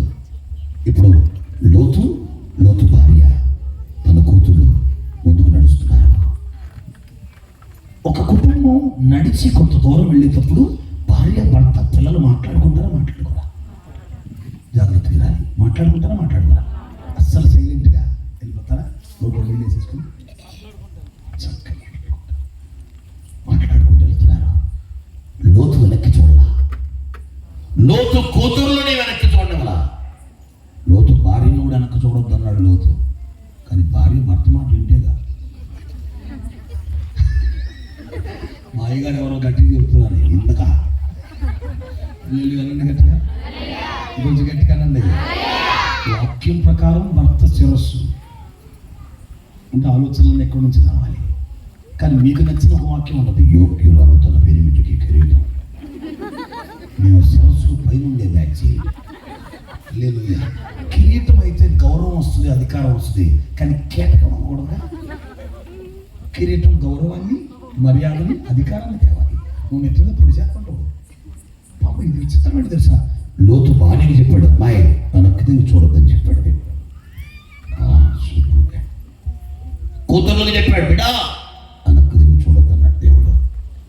భార్యని పిల్లలు తీసుకున్నట్టు బయలుదేరి వెళ్ళిపోతున్నాడు. ఎవరు వెనక్కి తిరిగి చూశారు? ఎందుకని?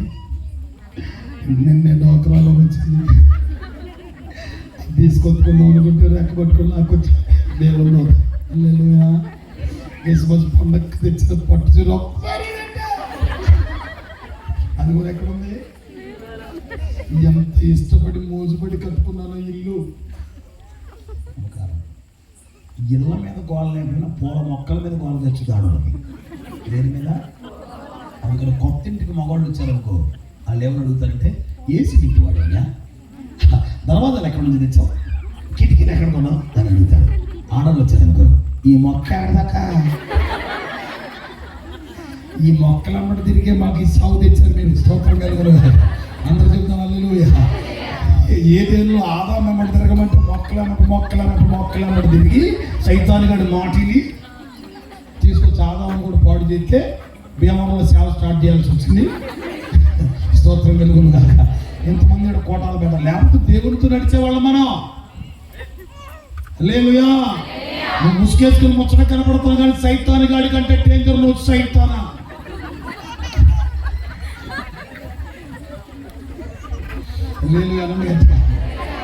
ఎందుకు సైతాన్ గాడి కంటే డేంజర్ తెలుసా? ఎందుకు చెప్పనా? సైతాన్ గాడు ఆదామును పడలేకపోయాడు, అవమ్మ సిట్టుకుని పడింది. అసలు ఆదాం దగ్గర కూడా సైతాన్ గడ్డ రాలా, అమ్మవాడు పడడం అనుకున్నాడు. నేరుగా అవ్వమ్మ దగ్గరికి వెళ్ళిపోయింది. అవ్వమ్మ దగ్గరకు కూడా ఎందుకు వెళ్ళింది తెలుసా? అవ్వమ్మ అన్ని చెట్లకి వెళ్ళి తిరగటం మానేసి ఇది తినొద్దన్నాడు. ఎందుకు తినొద్దన్నాడు? ఇది చాలా నీట్గా ఉంది, అందంగా ఉంది, రౌండ్ ఇన్ షేప్, చాలా నిగనిగలాడుతుంది, అబ్బా తినాలనిపిస్తుంది, కానీ దేవుడు వద్దన్నాడు. తింటే బాగుంటుందేమో అని అక్కడ ఉండి దాని దగ్గర ఆలోచన చేస్తా ఉంటే దీని వీక్నెస్ అర్థమైంది అడిగి. మన పిల్లల్ని బట్టల షాప్ తీసుకెళ్ళామనుకో, నేనేం చేస్తాను తెలుసా? నాకు దగ్గర వరకు 7-8 మంది పిల్లలు ఉన్నారు. ఆ పిల్లలందరం తీసుకుని బట్టల షాప్కి వెళ్ళిన తర్వాత జేబులో డబ్బులు తక్కువ అనుకో, ముందు రంగు చూడండి, నేను రేట్ ట్యాగ్ చూస్తాను. రేట్ ట్యాగ్ చూస్తే 500-600 కొందాం అనుకున్నాను అనుకో, దాన్ని ఓకే, తీయగానే 1000 రూపాయలు అని అనిపించింది అనుకో, దాని జోలో కూడా పడుతున్నాయి. ఇక్కడ నుంచి ఉంటా. ఇప్పుడు ఎవడైనా ఒక్కడికి ఒక షర్ట్ నచ్చింది అనుకో, అడగన్నాడు, నేను 5 సెకండ్ దాని రేట్ ట్యాగ్ చూసి నేను కాదురా ఇదని చెప్పా, ఆయనకి అదే నచ్చింది. ఎక్కడ ఉంటాడు? షాప్ వాడు ఏమంటాడు? ఇది నీ బాగుంటుంది తప్పుడు, ఇది నీకు భలే ఉంటుంది తప్పుడు, అసలు ఇది వేసుకుంటే బాగుంటుంది తప్పుడు, టైల్ ఎత్తవా ఎంత శోధన. ఆ దెబ్బకి ఆడి ఇష్టాన్ని చూసి ఆడి వ్యాపారం చేయడం మొదలు పెడతాడు. ఇప్పుడు అవ్వమ్మ కూడా అంతే, భర్తకి భార్య సహకారి అనండి కొంచెం గట్టిగా. భర్తకు భార్య సహకారాన్ని భర్త పలుగుతో దోగుతున్నాడు అనుకో బిడ్డ, భార్య తట్టబట్టుకోవాలి. ఎక్కడ ఉండాలి? ఈయన ఎక్కడ దొరికితే అక్కడ ఉండాలి. అటు కాకుండా ఈయన ఇక్కడ దొరుకుతుందా, మా ఆవిడేమో బోనకల్లో ఉంటుంది.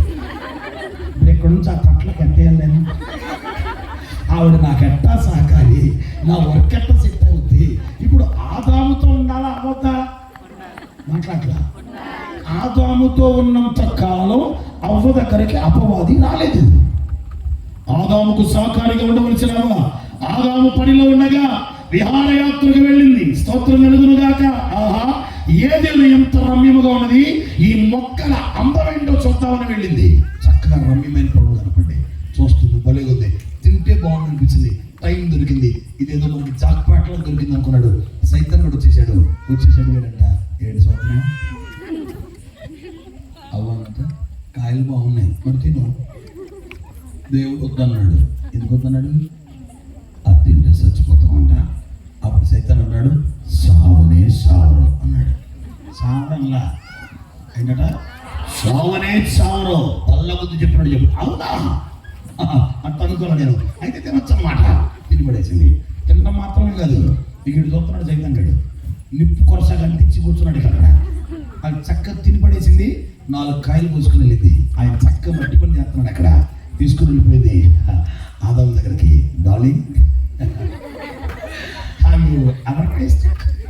ఎప్పుడైనా దీన్ని రుచి చేసావా అని ఒక్క వంకర దగ్గర మాట మాట్లాడింది. దేవుని ఆజ్ఞ కూడా మర్చిపోయి పర నమ్మబడింది.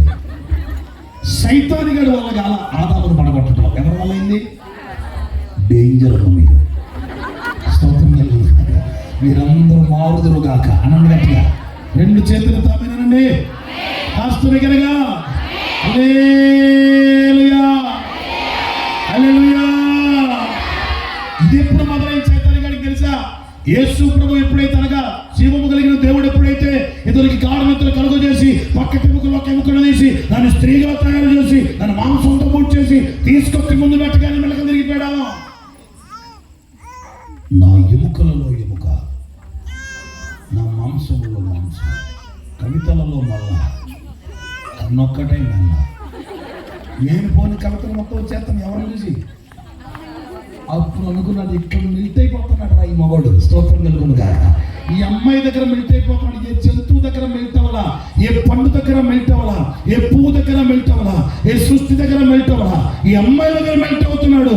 ఇవాళ కాకపోతే రేపైనా మనకు కావలసిన ఏదో ఆడపిల్లే అనుకున్నాడు.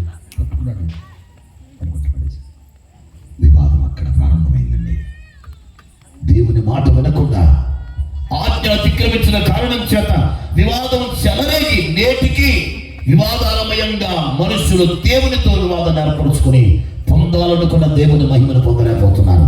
ఈ రాత్రి నీ హృదయాన్ని నీవు పరిశీలన చేసుకుని దేవునికి నీకు వివాదానికి కారణమైన పాపం ఏది నీలో ఉన్నా దాన్ని ఒప్పుకొని రాత్రి విడిచిపెట్టగలిగితే ఆగిపోయిన కార్యాలన్నీ అద్భుతాలుగా జరగబోతున్నాయి. ఆశీర్వాదాలు దేవుడు ఇవ్వబోతున్నాడు. నిశ్చయముగాను మేలు అనుభవించుదువుగాక. అందరూ చెప్పండి ఆమేనని. శుద్ధం హల్లెలూయా హల్లెలూయా. ఓ తండ్రితో ఓ చిన్న కుమారుడు వివాదాన్ని ఏర్పరచుకున్నాడు. ఇంట్లో పెద్దోడి మీద తండ్రికి ప్రేమ ఎక్కువ ఉంటుందా, చిన్నోడి మీద ఎక్కువ ఉంటుందా? నిజం చెప్పండి. చిన్నోడు పుట్టగానే పెద్దోడు అమాయకుడు అయిపోతుంది. అవి తీరాల్సిందే. ఆ రెండిట్లే తిన్నాడు మమ్మీ, నాకు ఒకటే ఇచ్చాడు మమ్మీ. ఫోన్లే చిన్నోళ్ళే. వాడు 2 ప్యాంట్లు కొనుక్కున్నాడు మమ్మీ, నాకు ఒకటే కొన్నాడు. ఫోన్లే చిన్నోళ్ళే. వాడు దుప్పడంతా కప్పేసుకున్నాడు మమ్మీ, నాకు అసలు ఇవ్వట్లేదు కదా. ఫోన్లే చిన్నోళ్ళే. ఇక 2-3 సంవత్సరాలు అయిపోయిన తర్వాత ఎవడో ఏదో చెప్తుంటే, ఎరా ఆడెన్ని తిన్నాడు, నువ్వెన్ని తిన్నావు? ఆడు 2 తిన్నాడు మమ్మీ, నేను ఒక్కడిని. ఫోన్లే చిన్నోళ్ళే మమ్మీ. అటు నుంచి వచ్చే మాట అలవాటు అయిపోయి ఈడే అంటున్నాడు. పెద్దోళ్ళంతా చేతులు ఎత్తాను ఒకసారి. అమ్మాయికి జీవులు నేను కూడా మీ చేతే. అందరు చెప్తాం వాళ్ళు అనండి. పెద్దోడిని ఎక్కువ ప్రేమిస్తారా, చిన్నోడిని ఎక్కువ ప్రేమిస్తారా? గారాబం చిన్నోడు ఉంటుందా, పెద్దోడు ఉంటుందా? భూమి మీద చిన్నవాడే తిరస్కరించబడిన వాడు దావీదు ఒక్కడే. చిన్నవాడే తిరస్కరించబడిన వాడు దావీదు ఒక్కడే. చిన్నవాడైతే కనిష్ఠుడైన వాడిని భుజానికి ఎత్తుకోవాల్సింది పోయి గొర్రెలుగా అయితే పంపించాడు. డాడీ పెద్దోళ్ళ 3 సైన్యంలో కలండి మీరు. తర్వాత 4 మీరు ఏదో ఒక వ్యాపారం వ్యవసాయం చేసుకోండి. మరి చిన్నోడు గొర్రెలో నేను చిన్నోడు అందరినీ అన్నిటికీ పంపించిన్నాన్ని భుజానేసుకొని తిప్పుతాం. కానీ ప్రపంచ చరిత్రలో ఓ చిన్న కుమారుడు తిరస్కరించబడ్డాడంటే అతడు దావీదే. ఆ తిరస్కరించబడిన చోట నాన్న తిరస్కరించబడ్డాడు అని ఏడ్చుకుంటూ కూర్చోకుండా మహిమ గల దేవుణ్ణి ఆరాధించుకుంటూ కూర్చున్నాడు. అందుకనే అంగీకరించబడిన 7 అలాగే ఉన్నాడు. తిరస్కరించబడిన వాడు మాత్రం సింహాసనం మీద కూర్చున్నాడు. నా మీద 2 చేతులు తిరగగా చమటబడి గట్టిగా చెప్తాం హల్లెలూయా హల్లెలూయా. ఓ తండ్రితో కుమారుడు వివాదాన్ని పెట్టుకున్నాడు. అల్లారు ముద్దుగా పెంచుతున్నాడు కుమారుణ్ణి, చాలా ప్రేమగా పెంచుతున్నాడు. కుమారుడు ఏదడిగితే తీస్తున్నాడు. పెద్దోడు వ్యవసాయంలో ఉన్నాడు. చిన్నవాడు ఏదో చదువుతాడు, ఉద్యోగం చేస్తాడని వీడు ఏదో అడిగితే ఏ ప్రాజెక్ట్ వర్క్ అంటే ఆ 10,000 ఇస్తున్నాడు, ఏ స్మార్ట్ ఫోన్ అంటే ఆ 10,000 ఇస్తున్నాడు. Apple phone daddy, Apple phone కావాలి నాకంటే ఇచ్చి పడేస్తున్నాడు. ఏదేదో కోరిక పడేసింది. అర్థమవడం అడ్డబట్టే తప్పని స్తోత్రం కలుగునుగా లేదు అనండి. నేను స్కూల్లో పాఠాలు చెప్పే రోజుల్లో ఒకరిని పిలిచి ట్యూబ్లైట్ రా అన్నా, నేను ఇంకొకటి బల్బు రా అన్నా. వీళ్ళిద్దరు మధ్య వివాదం. ఆడు అనుకుంటున్నాడు ట్యూబ్లైటుడు, నేను గ్రేటు, నన్ను ట్యూబ్లైట్ అన్నాడు చాలు అనుకున్నాడు. మరి పెచ్చోడా, నువ్వు పొడుగ్గా ఉన్న ఉంటానికి కానీ ట్యూబ్లైట్ అంటే గొప్ప కాదురా, బల్బే గొప్ప, చిచ్చంగా నిలుగుద్ది. నువ్వు వెళ్ళటానికి 20 నిమిషాలు పట్టింది. మిణుక్కు మిణుక్కు మిణుక్కు మిణుక్కు ఊగి ఊగి ఊగి ఊగి లాస్ట్లో కూడా కరెంట్ అందితే వెలుగుతావు, లేకపోతే మళ్ళీ ఆరిపోతావు. పొడుక్కున్నావు కదని నువ్వు గొప్ప అనుకోమాకమ్మా. అది యాపిల్ ఫోన్ అంట. అది ఏదైనా ఒకరికి ఇచ్చారంటే బాగుంటారు. ఏదేనో యాపిల్ ఫోన్ దాని వెనకాల బొమ్మ అదే. అప్పుడు అర్థమైంది నాకు మీ ట్యూబ్లైట్ల బుద్ధి మీరు. హల్లెలూయా. ట్యూబ్లైట్లు అందరూ స్తోత్రం చెప్పండి. హల్లెలూయా. రెడీ కాచుకొని ఉన్నాడు. పొరపాటు లేట్ అయిపోతే వెనకబడిపోతానన్న ఫీలింగ్లో ఉన్న మామూలు స్తోత్రం కలుగునుగా. గట్టిగా 2 చేతులు తల్లాడిస్తూ ఆమేన్ ఆమేన్ అని అందరూ. మన మధ్య దేవునికి మనకున్న వివాదాలు ఈ రాత్రి తొలగిపోతున్నాయి. దేవునికి మనకి మధ్య వివాదాలు తొలగిపోయిన మీరట మీరు ఊహించిన దానికంటే అద్భుతాలు మీరు చూడబోతున్నారు. ఒక్క వివాదము దేవునితో సమసిపోతే ఉన్నతమైన కార్యాలు మీరు చూడబోతున్నారు యేసు నామములో. అసలు సైలెంట్ గా సౌండ్ రాకుండా ఆమె చెప్పడం నేర్చుకున్నాం మీ దగ్గర. 2 చేతుల దామనన్ను గట్టిగా హల్లెలూయా. చేయకూడని పాపం చేసి దేవునితో వివాదం పెట్టుకుని ఇంటర్లో 5 సబ్జెక్టులు తప్పా. అలా అడిగే వచ్చింది కాదు నా వివాదం, అది అలా అడిగే వచ్చిందంట. బాగా కూడా పిల్ల హల్లెలూయా హల్లెలూయా. ఆడపోయి ఎడకు రావాల్సింది. కానీ మొత్తమేక విచిత్రంగా ఇంటి పారిపోవడానికి కూడా అవకాశం లేక అటు జనాన్ని పెట్టి కూర్చోబెట్టాలి. ఇటు ఎంత కార్యం తెచ్చాము. హల్లెలూయా అందరూ గట్టిగా. ఎన్ని సబ్జెక్టులు గొప్పగా చెప్పట్లే నేను. వివాహం దేవుడితో 10th క్లాస్ వరకు ర్యాంకర్గా ఉన్నవాడు ఇంటర్మీడియట్కి వెళ్ళిపోయిన తర్వాత 5 సబ్జెక్టులు తప్పాడంటే వాడికి విలువ ఉంటుందండి? సమాజంలో విలువ ఉంటుందా? అస్సలు విలువ అయిపోయింది. వాడి లైఫ్ అయిపోయింది. స్థితిలో మా నాన్న స్థితిమంతుడా, మా అమ్మాయి ఆయన ఆస్తి పనుల కుటుంబం వచ్చిందా? కడు పేదరికంలో పుట్టిన వ్యక్తిని. ఇంట్లో కరెంట్ లేదు, ఇంటి చుట్టూ మట్టి గోడలు పెట్టుకునే స్తోమత లేదు, తాటాకు దొరుకుతూ ఉండేది మా ఇల్లు. ఇంట్లో కరెంట్ లేదు, వర్షం పడితే ఏ వైపు నుంచి వరదొచ్చుతో తెలియదండి. ఉన్న ఒక్క మంచం మీద అమ్మ నాన్న పిల్లలు నేను నా చెల్లెలు ఇద్దరు అడ్జస్ట్ అవడానికి ప్రయత్నం చేస్తే దీనికి తోడు మా అమ్మకి గాలి అంటే భయం. మా ఇంటి చుట్టూ 16 జామాయిల చెట్లు ఉంది. జామాయిల చెట్ల వల్ల లక్షణం ఏంటి? కొద్ది గాలి వస్తుంది. ఎప్పుడైతే సౌండ్ వచ్చిందో నన్ను మా ఇద్దరు చెల్లెలు మా అమ్మ వదిలిపెట్టి ఇంటి దగ్గర కొరికింది. నిజమండి, ఆ గాలి రాగానే మా అమ్మ అసలు ఏమో అసలు ఆలోచించదు. ముగ్గురు లోపల వదిలిపెట్టి ఇంటి దగ్గరికి వెళ్ళిపోయింది. ఆ ఇంట్లోకి వెళ్ళిపోయి బాబు నానా అంటే ఇంకేం బాబు నానా వదిలే తెలిపోయా. అలాంటి స్థితిగతుల్లో జీవించింది బతుకుంది. ఇంట్రోవర్ట్కి వెళ్ళిపోయిన తర్వాత అందరికి దయ్యాలు పడుతుంటే నా శరణి పెట్టాడు. I very sorry to celebrate fans. సంఘాలలో ఉండాలని ఆశ, అందుకే ధైర్యంగా చెప్తున్నా. స్తోత్రం కలుగునుగా. ఎంత పట్టాడు తెలుసా? సత్తుపల్లి టౌన్కి చిరంజీవి సినిమా వస్తే 10 సార్లు తక్కువ చూస్తే ఒట్టిగా. బస్ పాస్కి డబ్బులు ఉంటే చాలు, సినిమా టికెట్ పెట్టుకోవడానికి ఫ్రెండ్స్ రెడీ, తాగుడు పోగించడానికి ఫ్రెండ్స్ రెడీ. అలాంటి వాటికి రెడీ ఉంటారు కదా. పుస్తకాలు తీసుకుని వెళ్ళి చక్కగా అసలు బాగా చదువుకున్నాడు కూడా అంత ఎర్లీగా రెడీ అవ్వడు బస్కి. చదువుకున్నాడు ఇన్ని పుస్తకాలు వేసుకెళ్తుంటే మనం ఒకటే పుస్తకం అది నా అంబేద్కర్లాగా ఓకే. అవి ఒక్కటి పట్టుకొని వెళ్ళిపోవటం, బస్సు ఎక్కటం దిగటం అందరూ కాలేజీకి వెళ్ళిపోతారు. పైగా ఇంట్లో నాన్న గొడవ చేసి క్యారేజ్ కట్టించుకోరు. అందరూ వెళ్ళిపోయిన తర్వాత మన పుస్తకాలు అట్లా బస్ స్టాండ్లో అలా పడేసి మార్నింగ్ షో మ్యాట్నీ షో చూసి మధ్యాహ్నం భోజనం టైం వాళ్ళు ఎక్కడ భోజనం చేస్తారు అక్కడ భోజనం చేసి మధ్యాహ్నానికి మన చిరంజీవి గారి సినిమాకి వెళ్ళిపోయి ఆయన క్లాస్ మొత్తం ఇది క్లాసులు చెప్తాడు. అసలు ఎవరికి తెలిసింది, నీకేం తెలిసింది?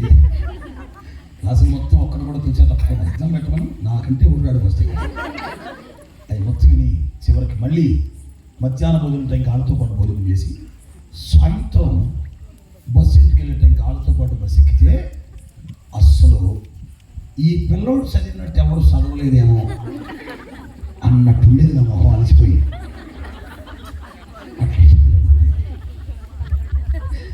ఐదు సబ్జెక్టులు తప్పానండి. 5 సబ్జెక్టులు తప్పినప్పుడు అప్పుడు పరిచయం అయ్యాడు ఒక ఆయన నాకు.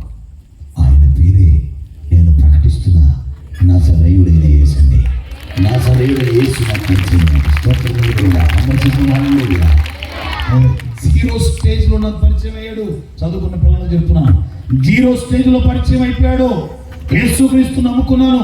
వివాదం దేవునికి నాకు మధ్యలో ఉంది. అది పాపం అనే వివాదం.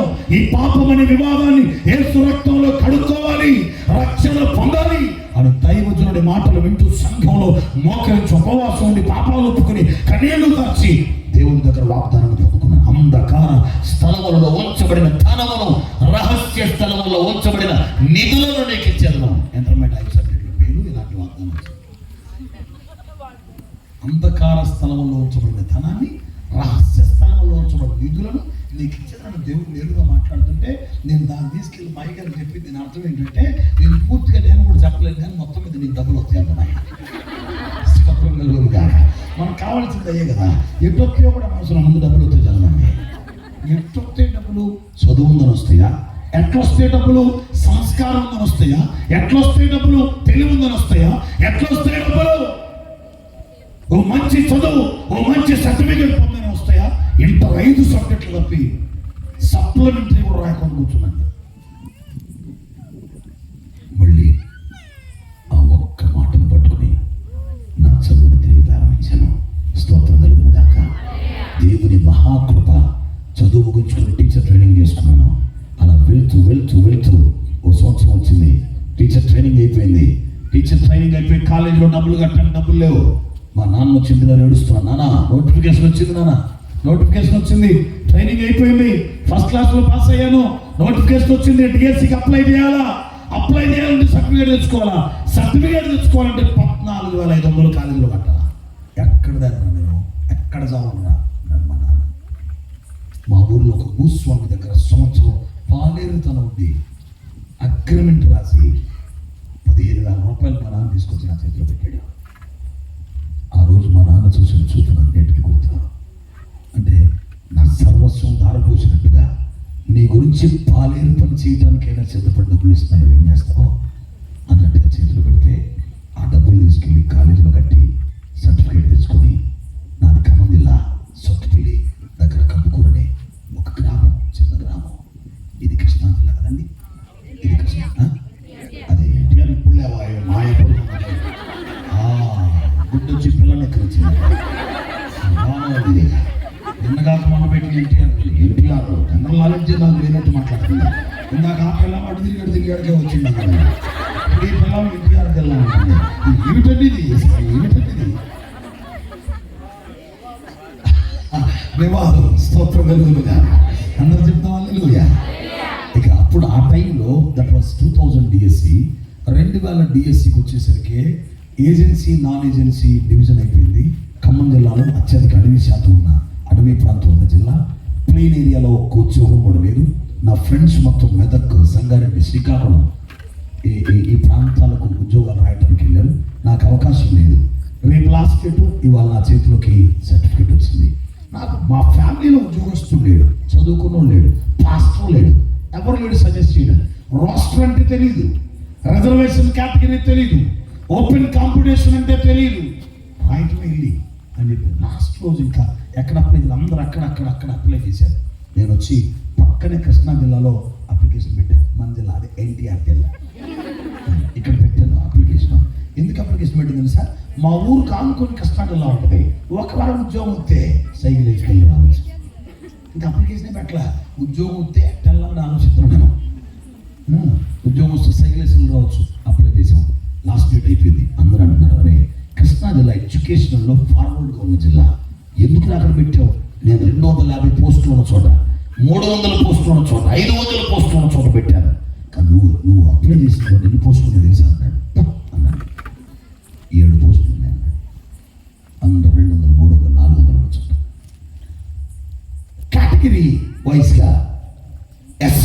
రిజర్వేషన్ నాకుంది, అయినా నాలుగు ఒకరికి వస్తే రిజర్వేషన్ పనిచేయదు, ఓపెన్ కేటగిరీలో పనిచేయాలా. దైవజనుడి దగ్గర అయ్యా నాకు తెలియకుండా ఎన్టీఆర్ జిల్లాలో పెట్టానండి, 7 పోస్టులు ఉన్నాయంట, అందరు 300, 400, 500 దగ్గరికి వెళ్ళిపోయారండి అని అంటే మా పాస్టర్ గారు అన్నాడు, నీకు దేవుడిచ్చిన వాగ్దానం ఉంది, ధైర్యం వెళ్ళిపోన్నాడు. కొట్టల దగ్గరగా చెప్పడం వాళ్ళకి ఎక్కడెక్కడ అప్లై చేయాలో తెలియదు, నీకు దేవుడిచ్చిన వాగ్దానం ఉంది, ధైర్యం వెళ్ళిపోయి ఇచ్చిన వాగ్దానం పూర్తి చేసుకున్నాను. అంధకార స్థలంలో ఉంచబడిన ధనాన్ని, రహస్య స్థలంలో ఉంచబడిన నిధులను నీకు ఇచ్చేదను అని దేవుడు చెప్పిన మాట పూర్తి చేసుకున్నాను. మాట్లాడటం మొదలుపెట్టాను, చదవటం మొదలుపెట్టాను, భయపడుతున్నాను, ఇల్లు వదిలేశాను, ఇంట్లో కరెంట్ లేదు, నీళ్ళు లేవు, కష్టం చదవడం. అర్ధరాత్రి 10, 11 టైంలో రోడ్డు మీద లైట్ కిందకి వచ్చి కూర్చొని చదువుతుంటే ఊరోళ్ళు అనేవాళ్ళు, ఇక బయలుదేరాడండి బిల్ క్లింటన్ అనేవాళ్ళు, బయలుదేరాడండి అని చెప్పేసి మాట్లాడేవాళ్ళు. చాలా అవమానం అనిపించేది. సత్తుపల్లిలో ఫ్రెండ్స్ చదువు ఉద్యోగాలు చేస్తూ ఉంటే వాళ్ళ దగ్గరికి వెళ్ళి కూర్చొని రోజుకి 12 గంటల నుండి 18 గంటలు చదివాను అని నమ్ముతారు మీరు? 12 గంటల నుండి 18 గంటల రోజులు చదివాను. పొద్దున్నే లేచి ప్రార్థన చేసుకుని వాక్యాన్ని తీసి సామెతల గ్రంథంలో అధ్యాయం చదువుకుని నా చదువు మొదలుపెట్టి 12 నుంచి 18, 24 గంటల్లో 12 నుంచి 18 గంటల రోజుకి నేను చదువుతూ ఉండేవాడిని. దేవుని యొక్క మహాకృప. ప్రార్థన చేయటం, వాక్యం చదవటం, పుస్తకం తీయటం, ప్రార్థన చేయటం, వాక్యం చదవటం, పుస్తకం తీయటం, వెళ్ళి ఎగ్జామ్ రాసాం. దేవుడు ఎంత కృప చూపాడు తెలుసా? 2000 DSCలో కృష్ణా జిల్లాలో ఫస్ట్ ర్యాంకులో నిలబెట్టాడు దేవుడు. నన్ను ఫస్ట్ ర్యాంకులో నిలబెట్టాడు. మొట్టమొదటి ర్యాంకులో నిలబెట్టాడు. I was the first ranker in 2000 DSC only because of God who saved my life. నా జీవితాన్ని రక్షించిన కేవలం దేవుని వల్లే. వివాదం సమస్యపోవటం వల్ల నేను ఊహించని కార్యాన్ని దేవుడు నా జీవితంలో చేశాడు, ఓ అద్భుతాన్ని నా జీవితంలో చేశాడు. ఆ రిజల్ట్ చూడటానికి కూడా మా పక్కూరు 10 కిలోమీటర్ల సైకిల్ మీద వచ్చి పేపర్లో నెంబర్ ఎత్తుకోవాలి. పేపర్లో నెంబర్ ఎత్తుకొని హోటల్ దగ్గర పేపర్ లాక్కొని ఆ పేపర్లో నెంబర్ మా ఇంట్లోకి చూపించాలని. అమ్మ ఎట్లా రెస్పాండ్ అవుతావు, నాన్న ఎట్లా రెస్పాండ్ అవుతాడో, నా ఉద్యోగం రావటం నాకే కలగా ఉంది. ఇంత దరిద్రుడికి ఒక జిల్లాలో ఫస్ట్ ర్యాంకులో దేవుడు నిలబెట్టాడా? ప్రభువా, ఇంత కృపగల దేవుడవా, ఇంత కనికరం గల దేవుడవా? అయ్యా, నీ ఎదుట పాపాన్ని ఒప్పుకొని నీ రక్తంలో కడుక్కొని పరిశుద్ధంగా జీవించడం మొదలు పెడితే వివాదాలు తీర్చిన తర్వాత మహిమగా మా జీవితాలను మార్చే దేవుడు అంటే నాకేం అర్థం కాలేదయ్యా. ఒక్క కార్యం ద్వారా కుటుంబ స్థితిగతులే మార్చేసావు దేవా, నీకు స్తోత్రాలని సంతోషిస్తూ ఇంటికి వెళ్ళాను. దేవుని మహాకృప 2000 నుంచి 2016 సంవత్సరం వరకు నేను ప్రభుత్వ ఉద్యోగాన్ని చేశాను. మొట్టమొదటి 5 ఏళ్ళు కృష్ణా జిల్లా చల్లపల్లి దగ్గర శ్రీకాకుళంలో, తర్వాత 8 ఏళ్ళు విశ్వన్నపేటలో, తర్వాత 3 ఏళ్ళు శాట్రాయిలో, హై స్కూల్స్ లో 16 సంవత్సరాల సర్వీస్ నాకుంది. 2016 వచ్చేసరికి నా దేవుని స్వరం నాకు వినబడుతుంది, నేనిచ్చిన ఉద్యోగాన్ని నా సేవ కోసం వదిలేస్తావా అని.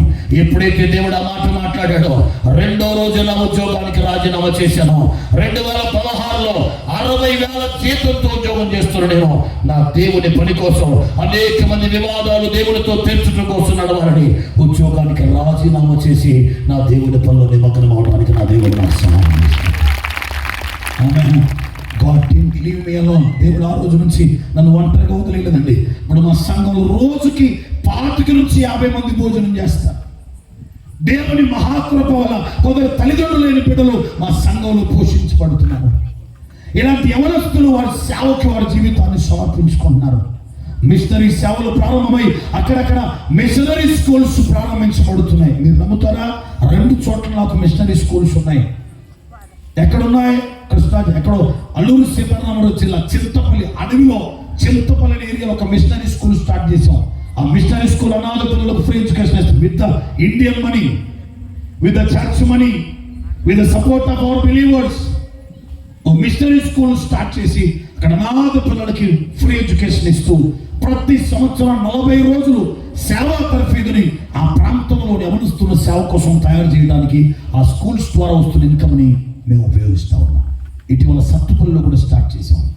ప్రియమైన దేవుని బిడ్డలారా, ఒక్క మాట చెప్పిన, రూపాయి లేని, కూటికి గతి లేని స్థితిలో ఉన్న నన్ను ఎక్కడ చూసి ప్రతి వాడు ఇతను ఫారెన్ వేయడం ఫండ్ ఉందేమో అంటాడు. ఉంటే చింతపండు ఇంట్లో ఎప్పుడు చూసినా 50 కేజీలు ఉంటుంది. కానీ దేవుడు నేను చెప్పగలను చాలా ధైర్యంగా చెప్పగలను దేవుని యొక్క మహాకృప ఈ స్కూల్లో ఆ స్కూల్లో సెక్యులర్ ఎడ్యుకేషన్ కోసం వస్తున్న వారి దగ్గర నుంచి ఫీజు కలెక్ట్ చేసి అక్కడెక్కడ డైరెక్టర్స్ని పెట్టి ఆ ఫీజు కలెక్ట్ చేసి ఆ జీతాలన్నీ పోను. నేను అడుగుతాను వాళ్ళని, సేవ కోసం సంవత్సరానికి 3 లక్షలు 4 లక్షలు స్కూల్ నుంచి ఇవ్వండి చాలు. అనాథ పిల్లలు ఎవరు వచ్చినా వారిని పోషించి చదివించండి చాలు. నా ఆశ ఏంటో తెలుసా, భారతదేశంలో ఈ స్కూల్స్ ద్వారా సేవకులైన వారి పిల్లలకి సెక్యులర్ ఎడ్యుకేషన్ ఇస్తూ థియాలజీ కూడా ఇస్తూ 6వ తరగతిలో స్కూల్లో జాయిన్ అయితే ఇంటర్ అయిపోయే నాటికి ఇంటర్ సర్టిఫికేట్తో పాటు థియాలజీ సర్టిఫికేట్ కూడా వాళ్ళ చేతిలో పెట్టి పంపాలి అనే దర్శనం కలిగి ప్రార్థన చేస్తూ ముందుకు వెళ్ళిపోతున్నారు. ఇదంతా కారణం దేనికో తెలుసా, దేవునితో నాకున్న వివాదాన్ని తొలగించుకున్న కారణం చేత, దేవునికి నాకు ఏర్పడిన పాపం అనే వివాదాన్ని యేసు రక్తంలో కడుక్కు నిలబట్టం ప్రారంభించిన తర్వాత పనికి రాని వాడిని ఇంటర్మీడియట్ 5 సబ్జెక్టులు తప్పానంటే పక్కున్నారు. This is my success story. This is only because of my God. కేవలం నా దేవుని వల్ల. నా స్కూల్స్లో 85% క్రిస్టియన్ స్టాఫ్ పనిచేస్తారు. ఇండైరెక్ట్ గాస్పెల్ ఇస్తారు. మార్నింగ్ ప్రేయర్తో స్టార్ట్ అవుద్ది, ఈవినింగ్ ప్రేయర్తో ఎండ్ అవుద్ది. పిల్లలు ఎవరికైనా సిక్ అయితే ఆ క్లాస్ టీచర్, స్కూల్ ప్రిన్సిపల్ ఇంటికి వెళ్ళి ప్రార్థన చేసి వస్తారు. ఈ దినాల్లో ఏ మిషనరీస్ ద్వారా ఇండియాలో సేవ స్టార్ట్ అయిందో అదే మిషనరీ సేవలు మళ్ళీ ప్రారంభం అవ్వాలి అనే ఉద్దేశంతో సేవా కార్యకలాపాలు జరుగుతున్నాయి. ఒక్క వ్యక్తి దేవునితో వివాదాన్ని తీర్చుకుంటే ఇంత ఘనమైన పరిచయం జరుగుతుంది. ఈ రాత్రి నా దేవుని పేరిట నీ వైపు వేలెత్తి చూపుతూ మాట్లాడుతున్నాను. నీకు దేవునితో ఉన్న వివాదాన్ని ఈ రాత్రి తీర్చుకోగలిగితే నిన్ను నాకంటే ఉన్నతమైన స్థాయిలో దేవుడు నిలబెట్టబోతున్నాడు. ఉన్నతమైన కార్యాలను ద్వారా జరిగించబోతున్నాడు. నీ వల్ల కాని కార్యాలు, నీకు అసాధ్యమైన కార్యాలు, నీకు చేతగాని కార్యాలు నా దేవుని ద్వారా జరిగించబోతున్నాడు. తమిళ వల్ల మీకు చెప్పండి. కానీ నీ దేవునితో ఉన్న వివాదం తీర్చబడాలి. ఒక తండ్రి అల్లారు ముద్దుగా చిన్న కొడుకును పెంచుతున్నాడు. చిన్న కొడుకు ఆస్తి మీద వ్యామోహం పెరిగింది, లోకం మీద ఆశలు పెరిగాయి. లోకం మీద ఆశలు, డబ్బు మీద వ్యామోహం ఎప్పుడైతే పెరిగిందో ఎలాంటి వాడైనా తండ్రితో వివాదాన్ని కలిగించుకుంటాడు. ఈ రోజున కన్న కొడుకులే తండ్రులతో వివాదాన్ని కలుపుకుంటున్నారు.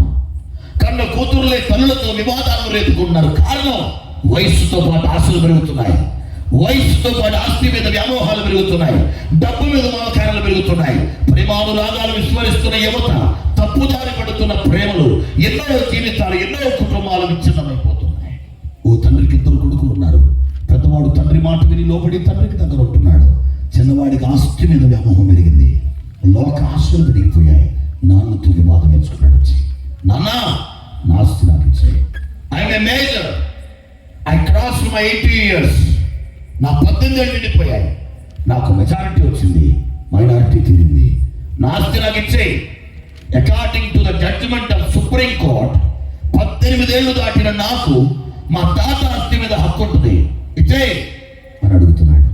నాన్న వారిస్తున్నాడు. ఒరే నా మాట విన్నరా, నీకు హక్కు ఉండొచ్చు కానీ నీకు నాకు వివాదం ఏర్పడితే హక్కు మంచిదే కానీ నీకు కలిగే ఆశలు మంచివి కాదు. హక్కు మంచిదే కానీ నీకు కలిగే వ్యామోహం మంచిది కాదు. నీకు హక్కుల గురించిన అవగాహన రావటం మంచి విషయమే కానీ ఆశల వల్ల కలిగే నష్టం నీకు తెలియకపోవటం బాధాకరం. Please listen to me. దయచేసి నా మాట వినరా. ఆస్తిని తీసుకుని వెళ్ళిపోతే నో ప్రాబ్లం ఫర్ మీ, నాకు ఇబ్బంది ఏం లేదు. ఆస్తిని ఇవ్వాలి కాకపోతే రేపైనా పంచి ఇవ్వాల్సిందే. పంచి ఇచ్చేస్తే నాకేం ఇబ్బంది లేదు. కానీ నీ ఆస్తిని పంచుకుని వెళ్తే రేపు నువ్వే ఏడుస్తావు. అంటే నాన్నతో వివాదం పెట్టుకున్నాడు, తండ్రితో వివాదం పెట్టుకున్నాడు, కుదరదు అన్నాడు. ఎవడి మాట విన్నన్నాడు. తన ఆస్తిని తాను తీసుకున్నాడు, వెళ్ళిపోయాడు. వెళ్ళిపోయి తన ఆస్తిని మొత్తం పాడు చేసుకున్నాడు. వివాదం దేవుడితో ఏర్పడితే ఆ తప్పిపోయిన కుమారుని జీవితమే ఓ మాదిరికరమైన జీవితం అని ఎదుట. తండ్రితో వివాదం లేనంత కాలం సంతోషంగా తండ్రింట్లో ఉన్నాడు. తండ్రితో ఎప్పుడైతే వివాదాన్ని పెట్టుకొని నాది అనే భావన, నా తండ్రిది అనే భావన పోయి నాది అనే భావన, నా హక్కు అనే భావన, నా జీవితం అనే భావన, నేనే అనే భావన ఎప్పుడైతే ఆ మనస్సులోకి వచ్చిందో తండ్రికి దూరం అయిపోయాడు. తండ్రితో వివాదం నేర్చుకున్నాడు. ఒక్క మాటలో చెప్పాలని సర్వనాశనం అయిపోయాడు. ఇలాంటి పరిస్థితుల్లో అతగాడు వెళ్ళిపోయాడట. 15వ అధ్యాయం, లూకాసు వార్త 15వ అధ్యాయం ఒకసారి తీయండి. మీకు తెలిసిన విషయాలే. 12వ వచనం చదువుతారు ఎవరైనా?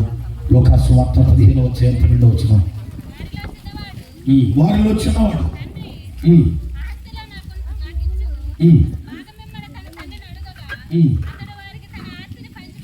తర్వాత కొన్ని దినములైన తర్వాత అతడు వారికి తన ఆస్తిని పంచిపెట్టాడు.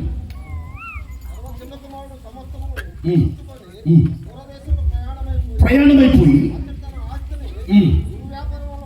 పాడు చేసుకుని నెంబర్ వన్ తండ్రితో వివాదం వల్ల పాడు చేసుకున్నాడు. ఏం చేసుకున్నాడు చెప్పండి? దేవుని వాక్యానుసారమే ఏం చేసుకున్నాడండి?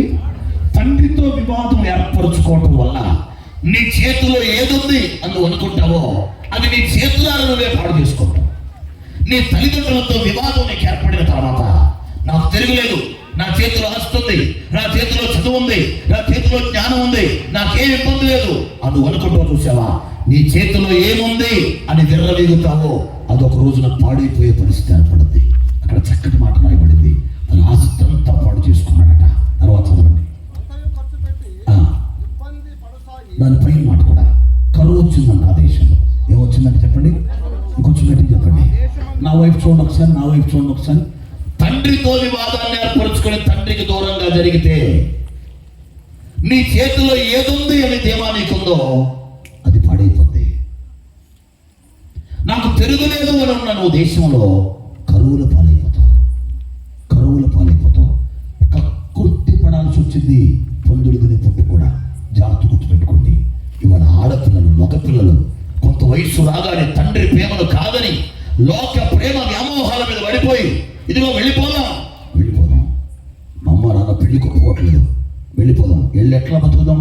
నా చేతిలో చదువు ఉంది, నీ చేతిలో తెలివి ఉంది, ఎక్కడ బతికినా 20,000 ఇస్తాను మనకి. నా దేవుని వాక్యం చెప్తుంది, చేతిలో డబ్బును చూసి తండ్రికి దూరంగా వెళ్ళిన వాడు చేతిలో ఉన్న దాన్ని పాడు చేసుకున్నాడు కొన్ని రోజుల్లో.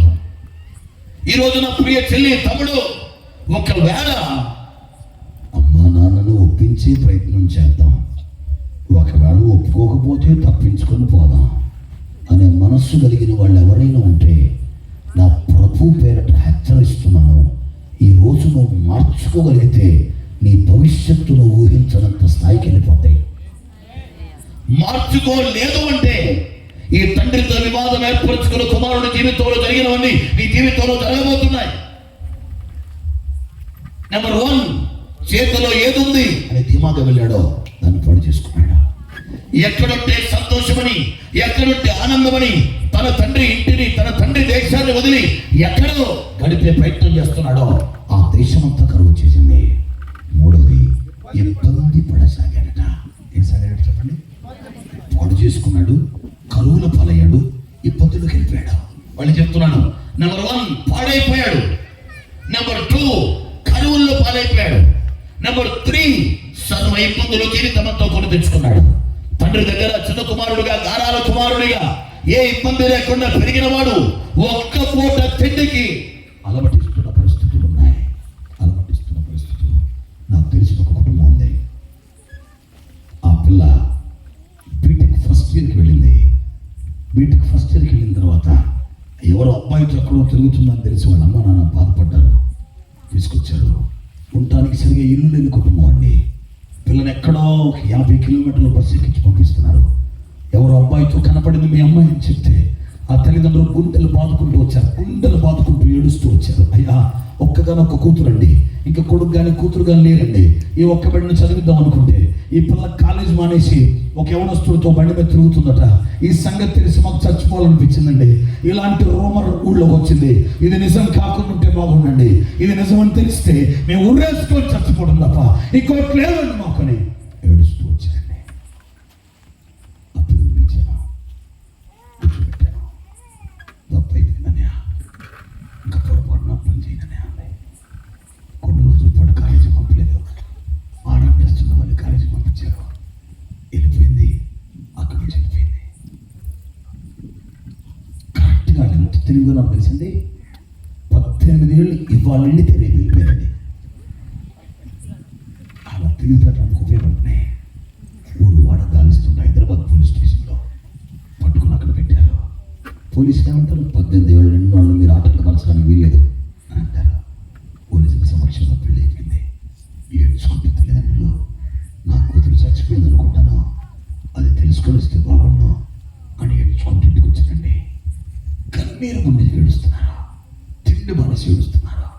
ఒక్కతే కూతురండి, ఒక్కతే కూతురండి. అయ్యో ఇట్లా అవుద్దనుకోలేదు, బయటికి వెళ్ళి తలెత్తుకోలేకపోతున్నాం అని చెప్పి ఒకరోజు ఏడుస్తూ అంటున్నా, తల్లి అయ్యా ఆయన మీద అయిపోయిందయ్యా, కనీసం తిన్నన్నా తింటుందో లేదో, ఎక్కడుందో లేదో, అసలు ఉందో లేదో, వాళ్ళు ఏమయ్యారో లేదో, ఒక ముద్దన్న దొరుకుతుందో లేదో అని చెప్పేసి ఏడుస్తుంది. తల్లి ప్రేమ గుండెల మీద తన్ని వెళ్ళినా కూడా వాళ్ళు తింటున్నారా లేదని ఆలోచిస్తుంది. కొన్ని రోజులకి ఇద్దరు కలిసి వచ్చారు. ఇద్దరు కలిసి వచ్చి ఇద్దరికి విచిత్రమైన రోగాలు వచ్చినాయి. తిండి తినక పక్క చిక్కిపోయిన ముఖాలతో వచ్చారు. చాలా వారు ఊహించని రోగాలు వారి శరీరంలోకి వచ్చాయి. కన్నీరు మున్నీరు ఏడుస్తున్నారు. ప్రియమైన దేవుని బిడ్డ, నీ తండ్రితో వివాదం నీకు క్షేమం కాదు, నీ పరమ తండ్రితో వివాదం నీకు క్షేమం కాదు. తండ్రితో వివాదంతో చేతిలో ఏముంది?